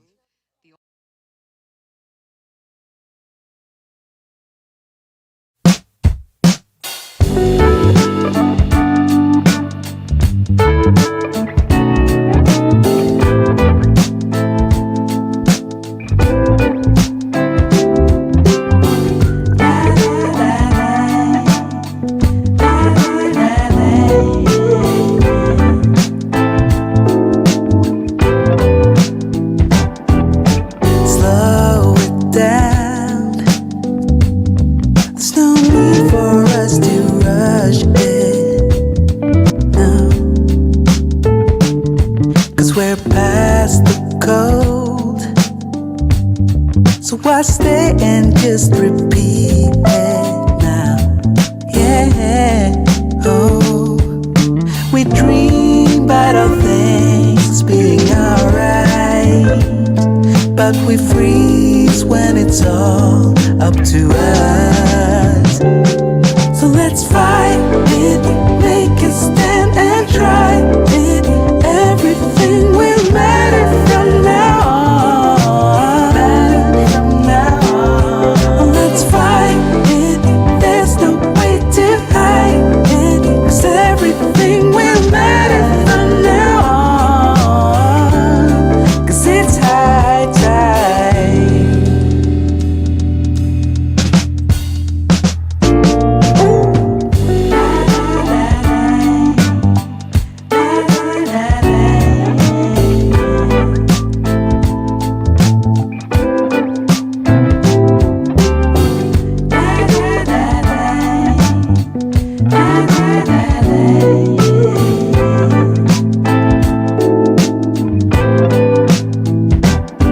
I can hear the sound, and I know that it's alarming.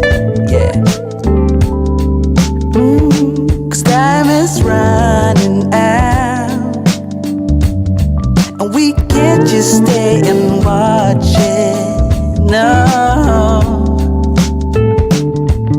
Oh, we dream about all things being alright.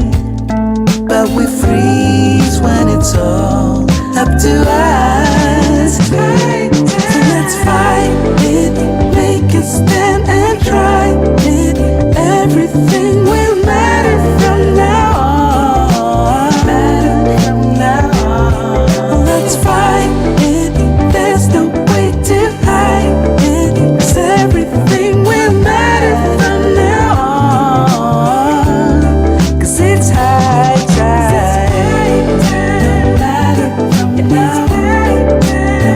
Yeah, we must fight it now. 'Cause nothing else matters from now on.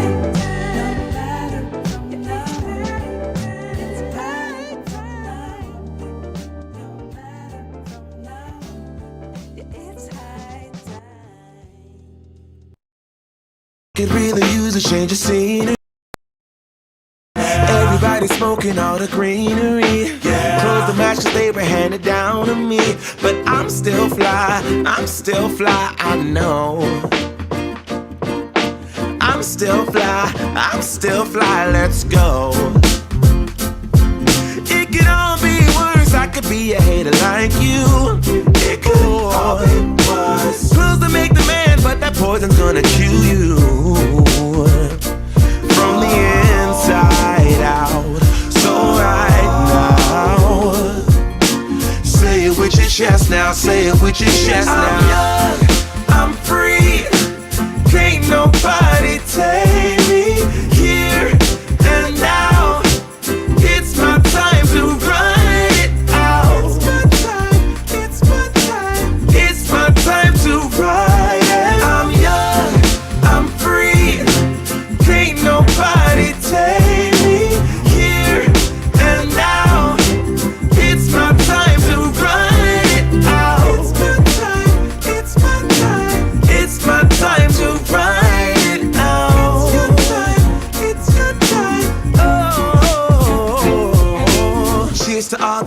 'cause you proved to me that rising to the top was my destiny. And you can see whatever from behind me, but I'm still fly, I know. I'm still fly, let's go. It could all be words, I could be a hater like you. It could all be words. Clothes to make the man, but that poison's gonna kill you. From the inside out, it's time to say it with your chest now, say it with your chest now.